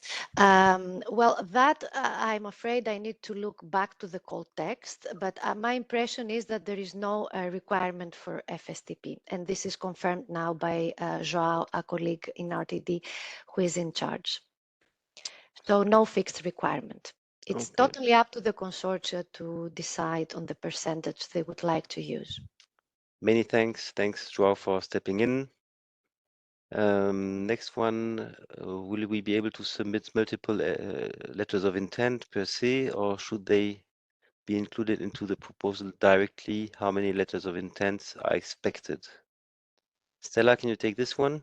Under this topic, there are no letter of intents. Okay, so it's more flexible than in the regional innovation valleys.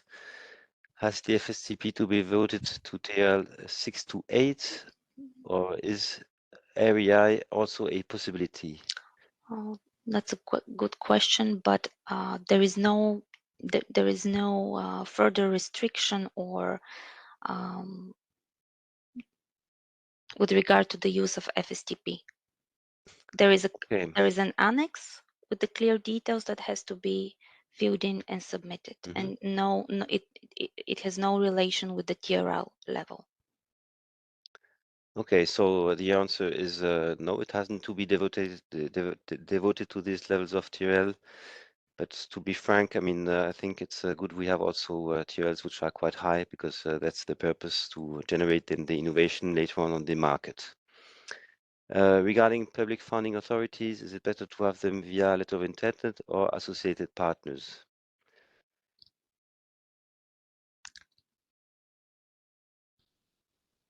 Stella, do you take it? Yeah, I'm taking this question. It's up to the applicants to decide. Yes, What definitely. better? So yeah, so Yeah. up to you to see how to integrate the founding authorities, even though it's not a requirement as we've seen previously. How do you view the likelihood that there will be another EIE RIV co-found call in the coming years that this preparatory action could work towards? So that's a very good question. Let me tell you upfront that for the moment, we don't have any plans for the next 2 years to have calls related to RIVs. Nevertheless, the aim of this action is that you are seeing how you can work on a sustainable way in the duration together, which is not necessarily requiring that you would getting EU funds for making this. So there are probably other means for you to secure funding for more developed activities in the coming years. And you can also design this without knowing that, without having a next RIV call, for instance. Take advantage of more flexibility, because in this case, you won't be restricted to any timeline for further actions. Basically, there won't be any other RIV co-found call in the coming years. Is a national funding agency considered as authority? Stella?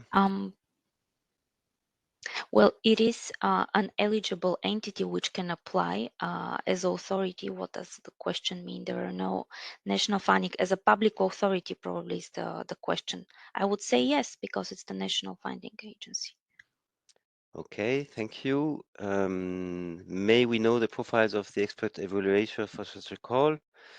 Very good question. So I will take it here. Basically, we are working with expert evaluators following the Horizon Europe rules. So we have a batch of well-known experts we have been working since a while. And we're also obliged to take newcomers, which is also very positive for ensuring the fairness of the evaluation. So what I can tell you is that we'll have the right profiles for evaluating the proposals. For the founding rate, it's 100%. Where can we find the call texts, please? Stella, I think this is an easy one. Of course, on the funding and tenders portal, you have access to the call text and to other frequently asked questions, which can be of use of you. Thank you. I don't know if there are other calls or everything on the screen has been answered. On the screen, everything is answered. Yes, so that's all. Do you have other questions below? I don't see any other questions. Maybe. I see that we have 6, so I don't know if you are... Okay, so it's done. Many thanks for your questions, dear participants. Many thanks, Stella, for your super clear input. And now we are changing words, because we are coming from EIE and we're going towards the EIC work program. And again, we'll have for you the magic mix between policy and operational input. And for the policy context, I'm very pleased to invite to the floor Lucia Fernandez Martinez, Policy Officer in DGRTD A3. Lucia, over to you. Hello, everyone. So today I'm not going to talk just about policy, I'm going to talk about potential, how we can unlock a future for innovation for women. My name is Lucia Fernandez Martinez. I'm part of the ERTD, European Innovation Council. Okay. So basically, I'm going to talk to you about one of our initiatives to boost women, that is WomenTechEU. If we go to the next slide. So why WomenTechEU? WomenTechEU is a part of a puzzle that needs one piece. This piece can be 181 billion gap that we do have. Why do we have this gap? Because today in our ecosystem, there is only 15% representation of deep tech startups that are women-led.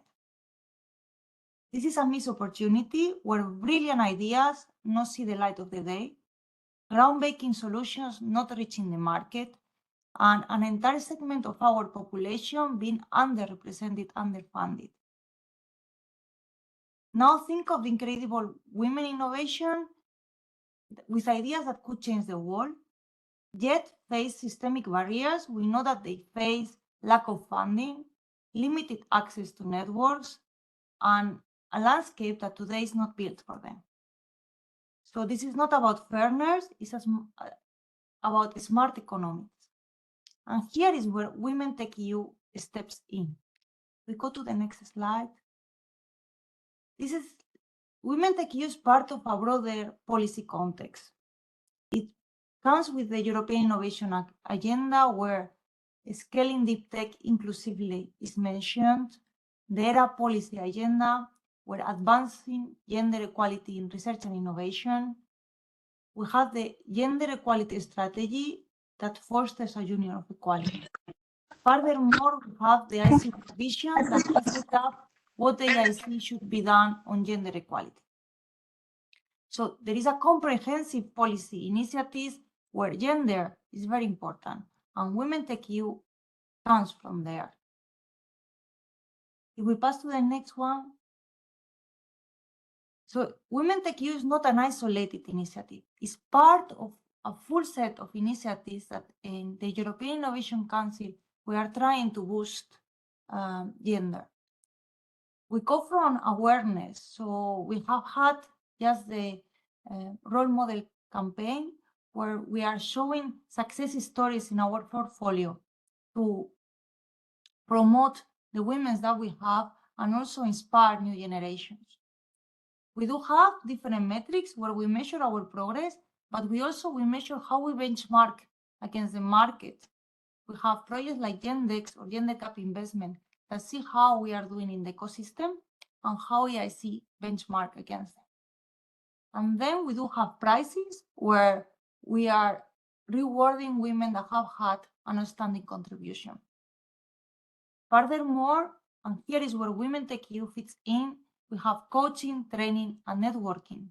So women can boost their startup and get the funding and support that they need. If we go to the next slide. So have we done progress with those initiatives? Yes. In 2020, there was only 8% of women-led startups in our portfolio. Currently, we are at 30% in just 4 years. So all these efforts are yielding benefits. We have invested more than 363 million euros in women-led startups. We are not only looking at the accelerator, we are looking at the full pipeline. We know in the Pathfinder, there is 25% of coordinators are now women, and we have achieved 50% women representation in our evaluation panels and juries to ensure balanced perspective and more equitable decision-making process. We know that we don't have bias. We have seen it in our data. So here, if we go to the next slide, is where WomenTechEU fits in. WomenTechEU is not just a grant, it's a holistic support. We offer 75K grant euros, but this is combined with coaching and exclusive ecosystem access. We target early stage deep tech, so we build a pipeline. But we also know that 50% of the women-led companies in the accelerator come with WomenTechEU. So it's really a pathway, a pipeline that has shown success in building women in our women-led companies. So basically, this is an initiative, this is an investment. We are not just closing the gender gap. This is about a reservoir of innovation and also untapping an economic potential that is in Europe. So now I will pass to my colleague, Nati, that will explain you what are the conditions of this call. Thank you very much. Many thanks, Lucia. So indeed, I mean, you see that the policy context is rather generous and expansive for supporting women-led innovator companies. So I have to say that I'm almost regretting of being myself a man, but having said that, I'm very pleased to pass the floor to a woman. So Nati Nowinska is working on this initiative since a couple of years. She's also a reference person for gender issues all over the place. So Nati, we're very honored to have you with us. Over to you. Thank you very much, Daniel, and thank you very much, Lucia, for introducing the policy context.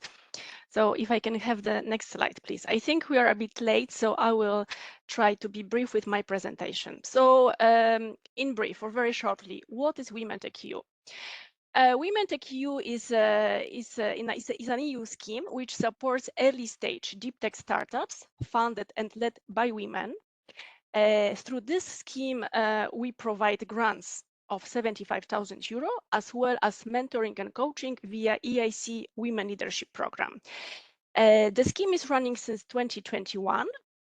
In 2021 and in 2022, we launched, meaning ACE-MEA, we launched 2 calls for proposals targeting women-led startups.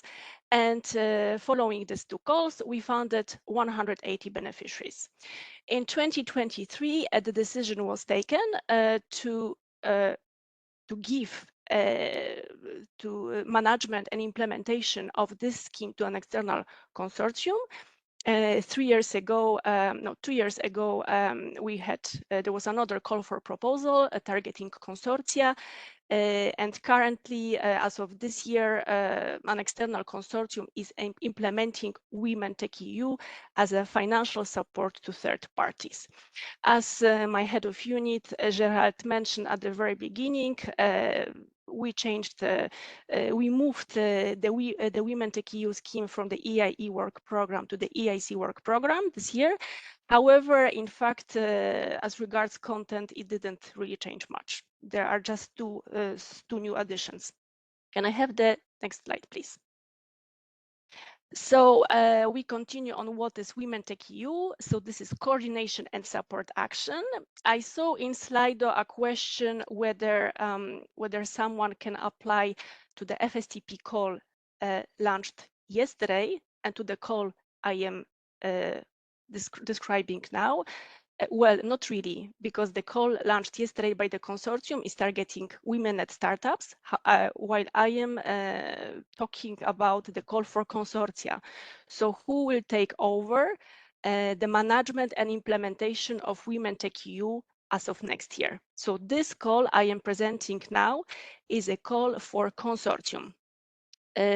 According to the work program, the applicants should consider a project duration of 2 years with the possibility to extend the grant for another year, subject to achieving the key milestones of the project. The budget for this call is 15 million, and at least 75% of this 15 million needs to be devoted to the financial support to third parties. And deadline to apply is 2nd September. As you could, if you had a look at the EIC work program, the deadline specified in the EIC work program is 1st September. We extended this to the 2nd September. Next slide, please. So here, what are we expecting? What we expect the outcome to be from managing this call? So the consortium selected under this call is expected to implement the WomenTechEU initiative covering the following activities. So the most important is to ensure the sound design, organization and management of the WomenTechEU, ensuring continuity of the initiative. So as you know, this call is being managed since 2021, and for 3 years it was managed within ACE-MEA, another 2 years by consortium. So we want another consortium to take over and continue the initiative. The consortium will be responsible for implementing calls for proposals. So the beneficiary will be launching the call for proposals, will be organizing the evaluation of proposals, and will support successful applicants. And this is a new addition, which was added with the move of the work program to the EIC work program. The call should use, where appropriate, the same evaluation criteria as for the EIC accelerator. So now this is a clear focus and a clear alignment with the EIC. In addition, the consortium should create linkages with the EIC Business Acceleration Services for the Women Leadership Program and EIC Community Platform to selected applicants. And these linkages will be done through me, through EISMEA. This is also a new addition, a new point. The consortium should implement project reviews of awardees, so the end beneficiaries, the women-led startups, as a basis to access the fast track to the EIC accelerator. Next slide, please. Of course, we want the consortium to communicate and promote the scheme in order to secure quality applications. We expect the consortium to organize landmark events, building a network of WomenTechEU grantees and help them to connect with overall EIC community. We want them to promote cooperation and networking activities among the community of women entrepreneurs in the deep tech field. So you cannot only launch the call, give the grant, and that's it. We don't want these women-led startups to operate in silos, but we want them to be integrated, to network with other women-led startups or other women mentors, etc. We expect that the successful consortium will promote diversity in geographical participation and technological areas to be covered by the scheme. So we want the whole territorium of the European Union and associated countries to be covered, and also all different areas of the deep tech, and of course report to EISMEA on the implementation of the scheme. The work program here is very clear, so key data on applications, evaluations, startups, funded, demographics, and beneficiaries of the scheme to the European Commission services. Next slide, please. So which companies the consortium can support under FSTP? Here, as we continue with the initiative, the call you will be launching can target only early stage deep tech startups, which are registered and established in the EU member states or Horizon Europe associated country for at least 6 months at the time of the submission. These startups had to be funded or co-funded by women holding a top management position, CEO, CTO, CSO or equivalent, and all deep tech domains should be eligible. So here there's not really a big march of maneuver.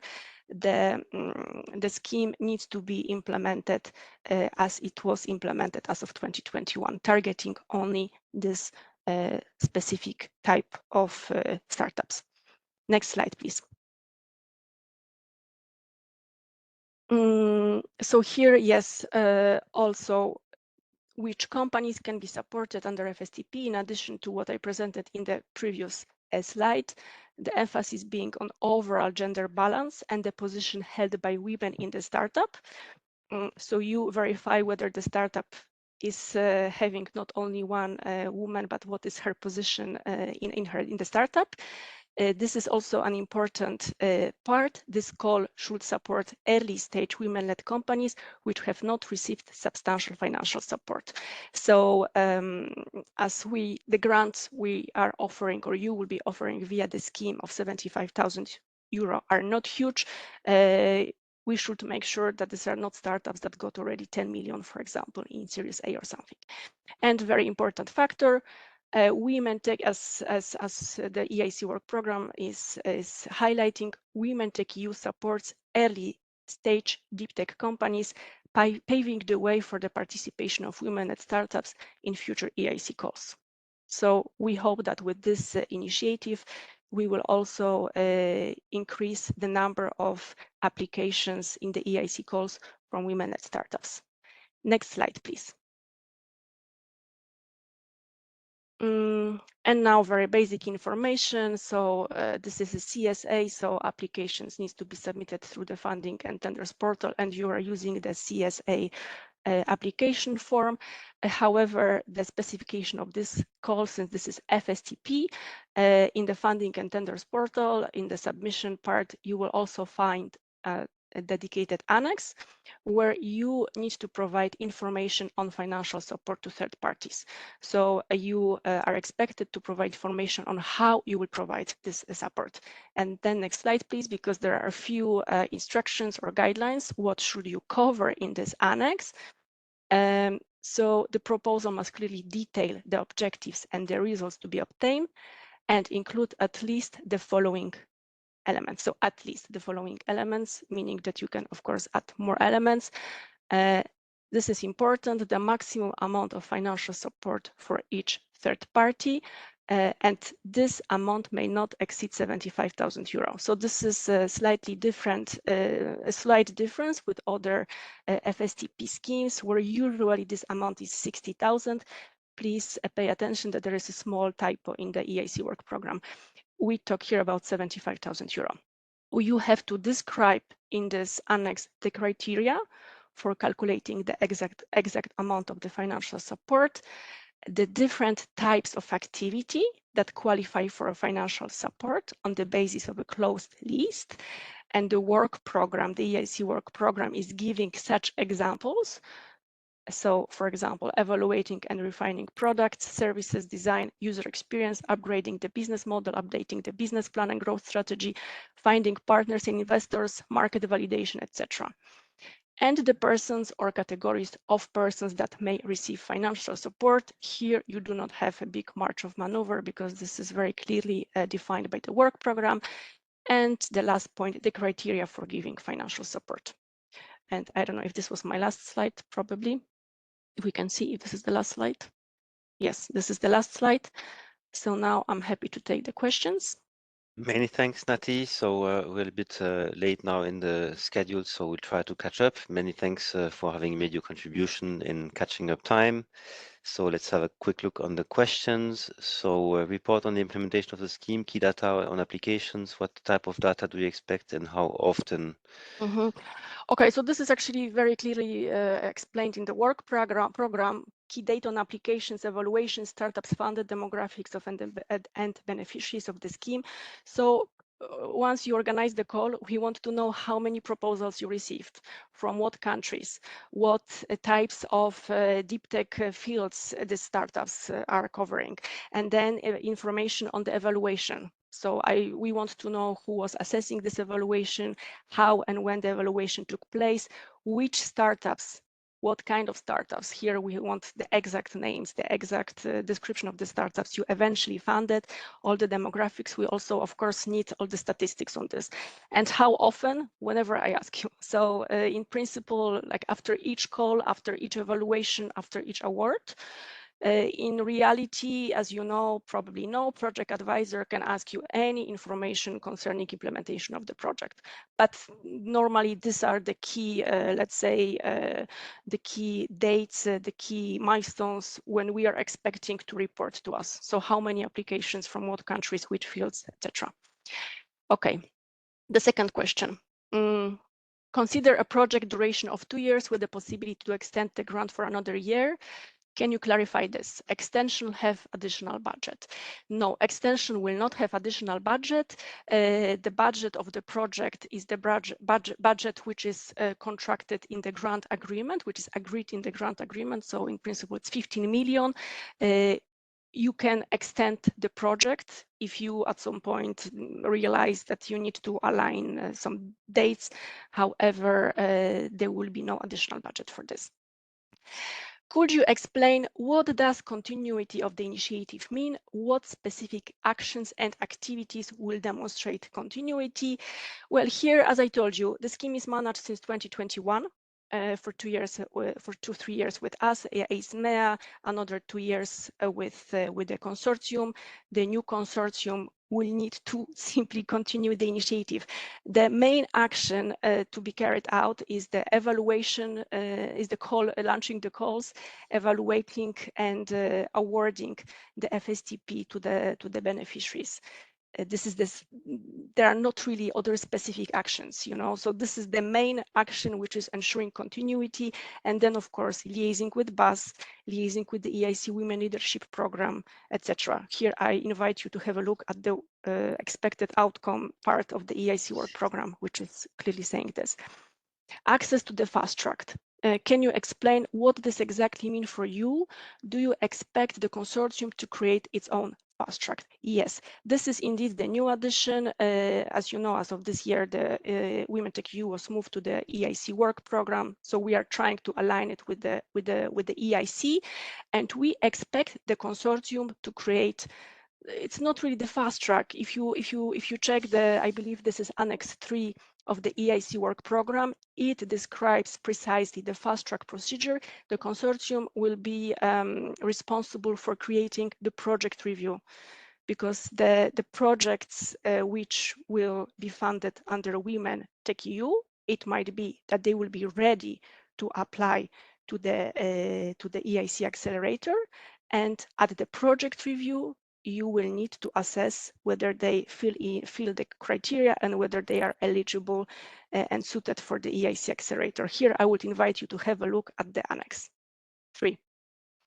The next question.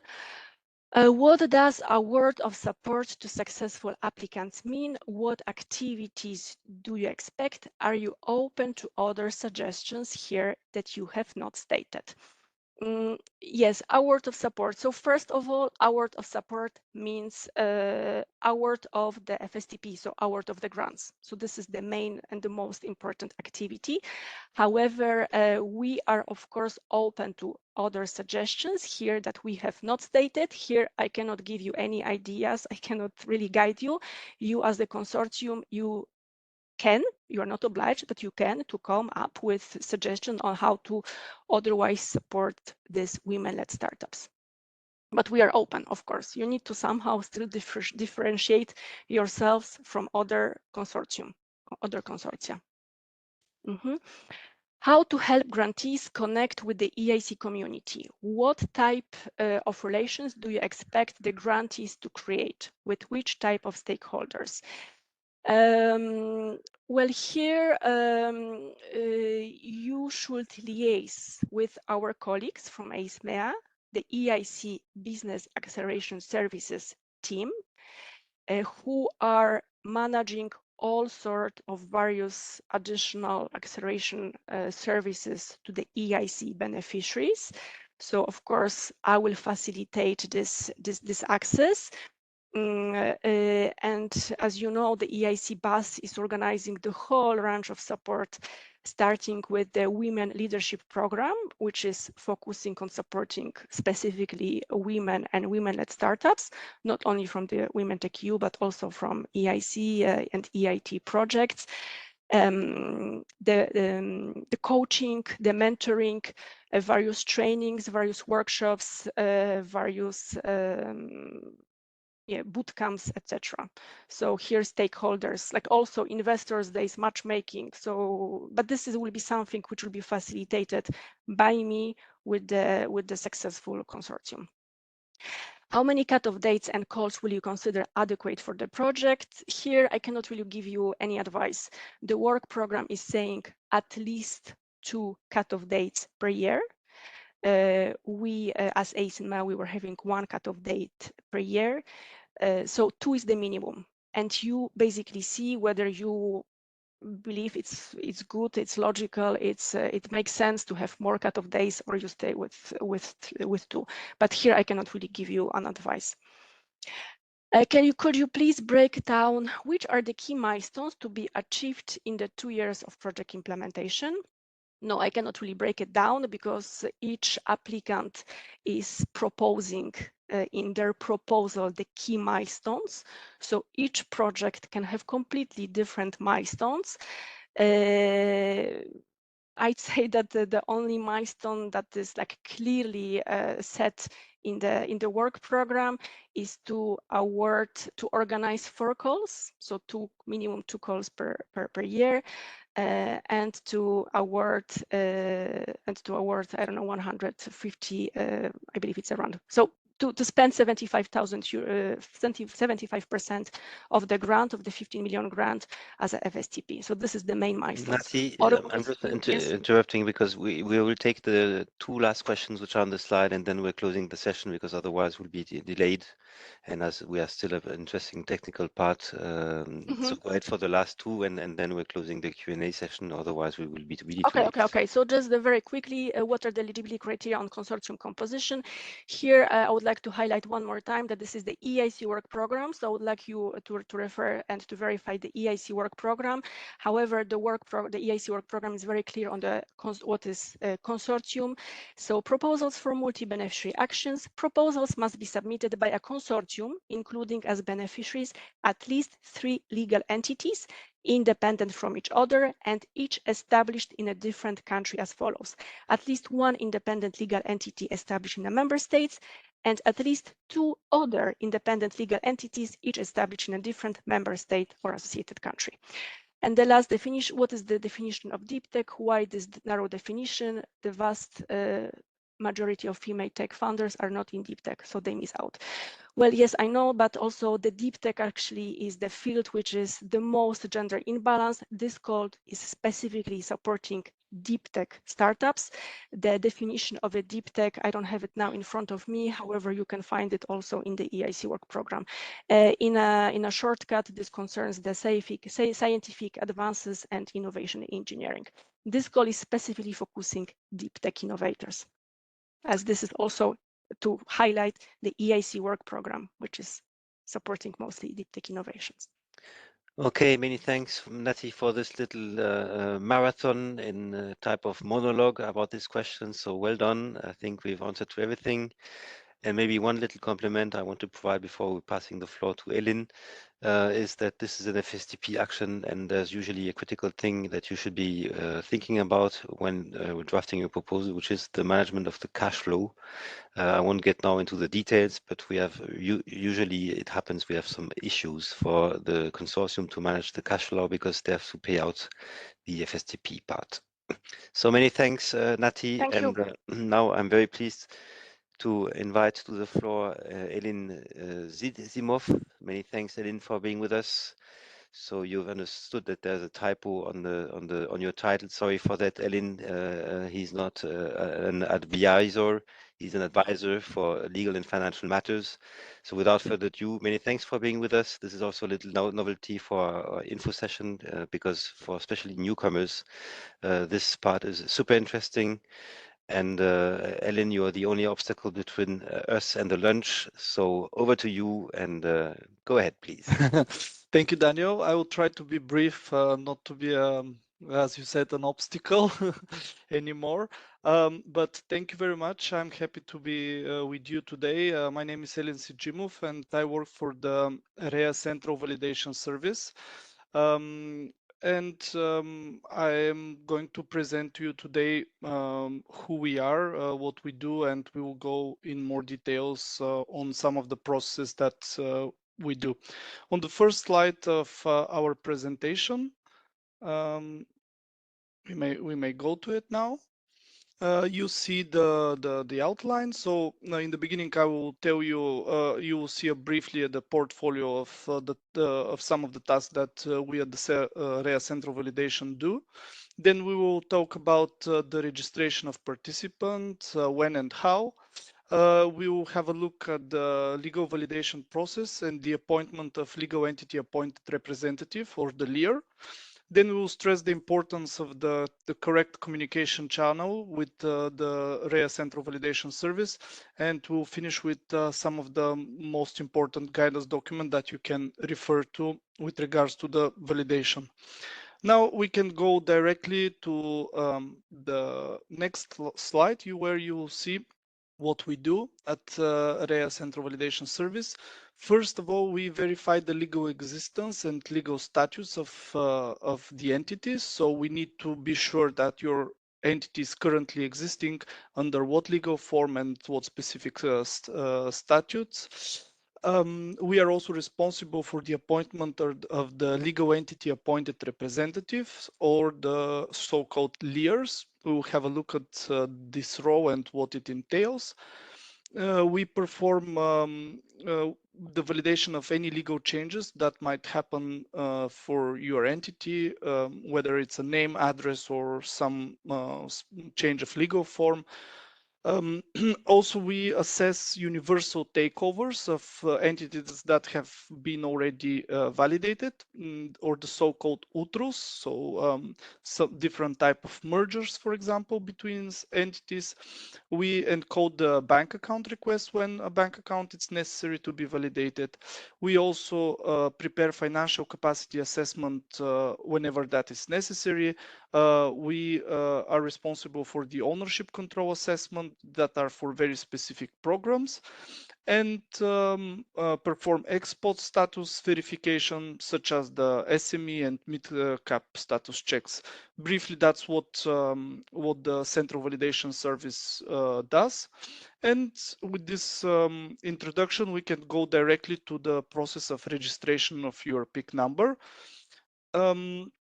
On the next slide, you can see a screenshot from the Funding and Tenders portal in the participant register, where you need to go at proposal stage to submit your project proposal.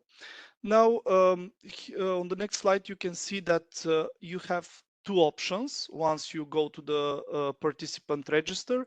Either you can look for your organization that might already be registered and have a PIC number, or you can start the registration process from scratch and register your organization for a new PIC number. For the sake of this presentation, I suggest that we go to the registration process from scratch. So if some of you haven't seen how it looks, you will now be introduced to it. Let's see on the next slide how the registration wizard looks like. All the processes in the participant registers are organized with this step-by-step wizards. That's how the registration looks like. You start with the first step, where you introduce basic legal data such as name, VAT, registration number. Then on the next steps, you introduce more organizational data and additional legal information. There is a special step dedicated to the authorized users. Here, the self-registrant who registered the PIC can authorize other people with their name and email address to be their backup in case of absence, to have access to the registered PIC. And at the end, once you submit all the data, the registration is completed, and you obtain a participant identification code, or a PIC number, in a declared status, which is the status that you need to submit your proposal. At this stage, you don't need to have a PIC in a valid status. It's at a later stage. We can go now to the next slide. This is the process overview of the validation. We just saw now on the red arrow the registration, and now we can go to the verification and validation of the legal data. So this is the data that you introduced and encoded in the participant register, and now before the signature of your grant agreement, we need to get to validate your PIC number and to basically confirm the information that you encoded and modify it according to the legal documents that you submitted. Let's go to see this process in more details. To the next slide. So as I said, the data that you registered, it's verified by us, REA Central Validation Service, before the signature of the grant agreement or the contract. The advantage of this process is that it's done only once. when you need to sign your first grant agreement or a contract. So if you have, if your entity has already a valid PIC, it can be reused. You don't need to go through this process again, and you can, in the future, continue participating in EU grants and procurement actions. This process is also identical for every single participant. So it's always performed on the basis of the supporting documents that the participants upload in the participant register. And it's done in accordance to the EU financial regulation and the rules on legal entity validation, LEAR appointment, and financial capacity assessment for EU grants and tenders. These rules are publicly available. We have them in the last slide where are the guidance documents. I really strongly encourage you, if you have any questions related to validation to the validation process or LEAR appointment, bank account validation, you can first refer to this document because it's really there is a chance that you will find the answer there. On the next slide, you can see what documents you might expect to be requested for the sake of the validation. So we start with the legal entity form, which is a template that you need to complete, date, sign, and stamp if you have. You may expect also to be requested a VAT extract not older than 1 year, or in case you are not registered, a proof for VAT exemption. A registration extract also not older than 1 year for private law bodies. This extract, the VAT and registration, needs to be recent because, as I mentioned in the beginning, we need to verify that your entity is currently existing, and therefore we need recent documents. For public law bodies, these are the law, decree, or decision with which the public law body is established. For the international organization, this is the treaty. And for non-for-profit organization, we request also the statutes because that's the document where the non-distribution of profit is usually mentioned. We can continue now with the next slide. And after introducing you to the legal validation, we can already talk about the LEAR appointment. If you notice, the LEAR appointment, it's the arrow following the legal validation, but in reality, the legal validation, LEAR appointment, financial capacity assessment, bank account validation are processes that happen simultaneously. So please, when you're requested documents for any of these, you can directly upload for every process, and you don't have to wait for the previous one to be completed. Now let's see what is the role of the LEAR on the next slide. So first of all, in the single electronic data interchange area, or SEDIA, the appointment of the LEAR, or legal entity appointed representative, it's mandatory. So you cannot skip that. That's part of the validation, and you need to appoint a LEAR.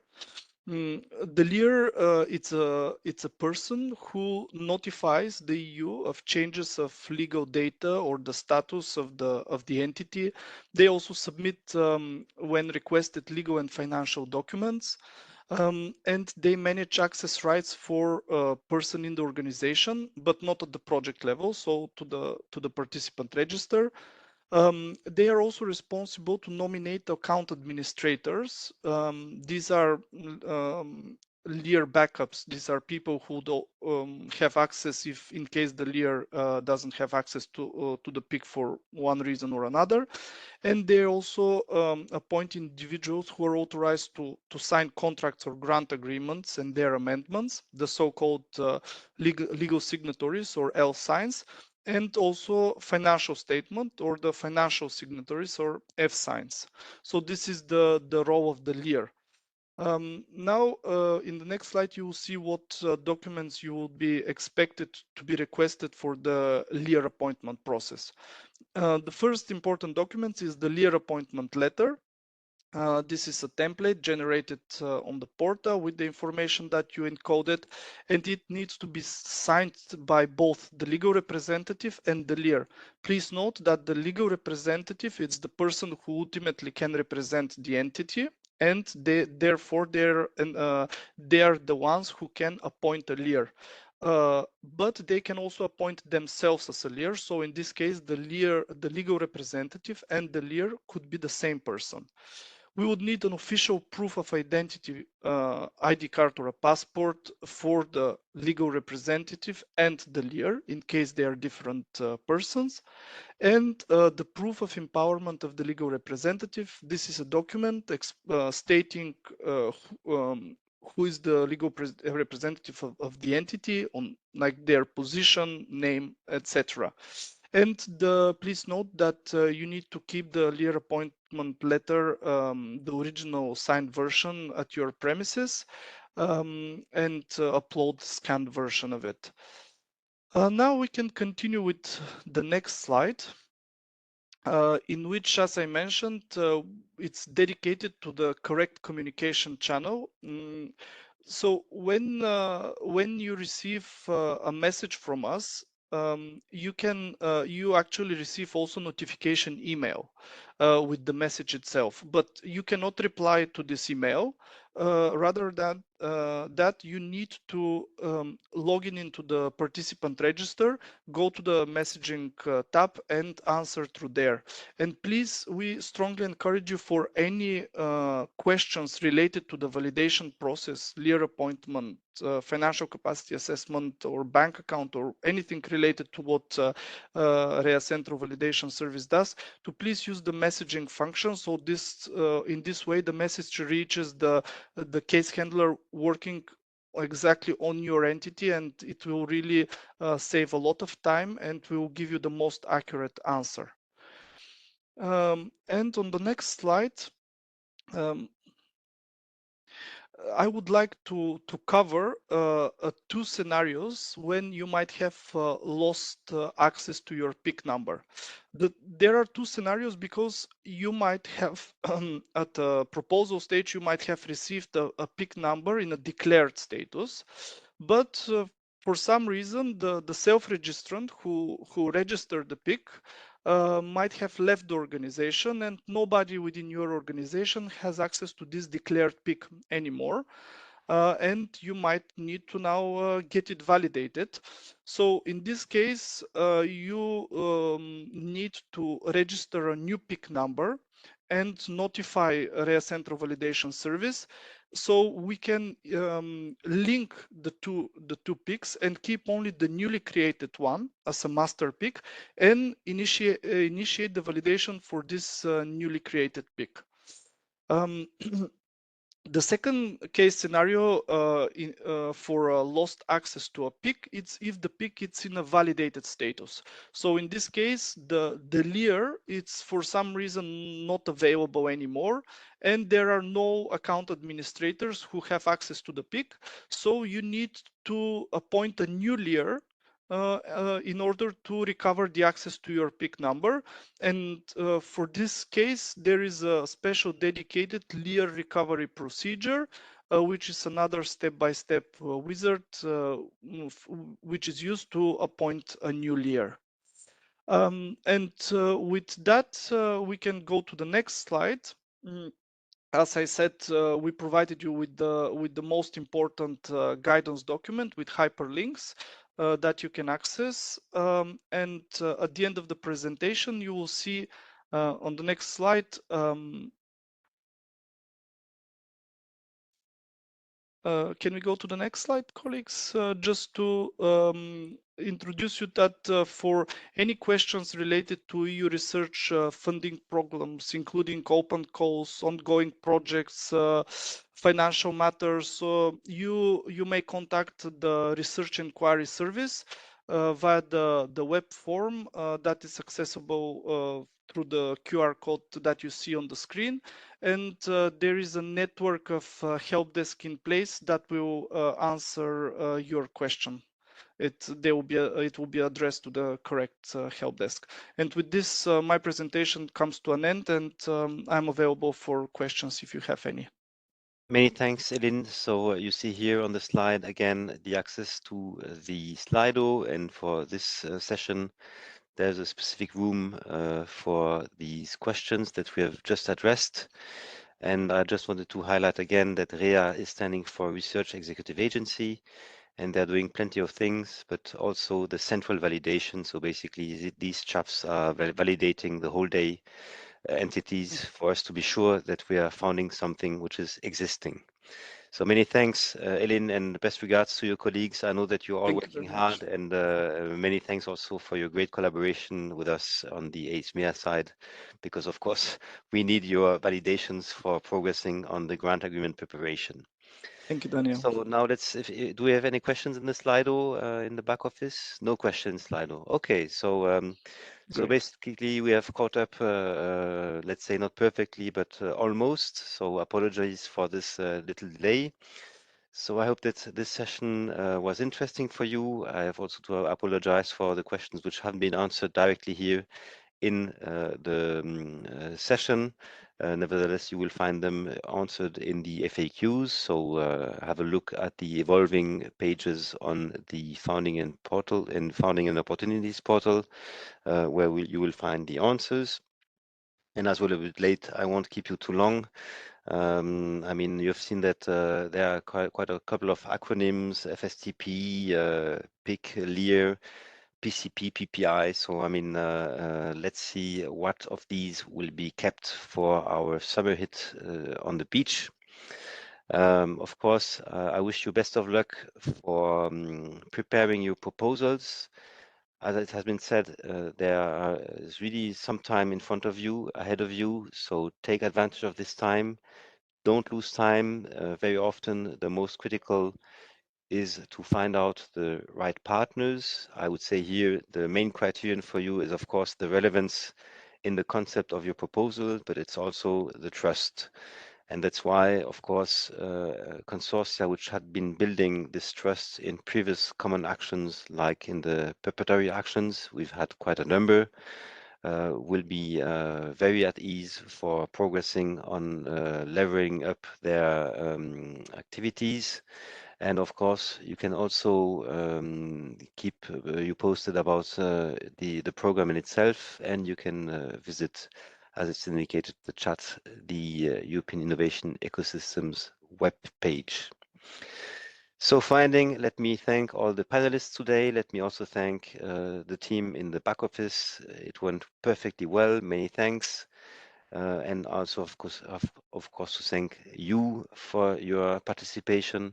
And as we're now finishing the session, please take a little moment to reply to the survey for us to be in a position for potentially improving the way that we are rolling out the session.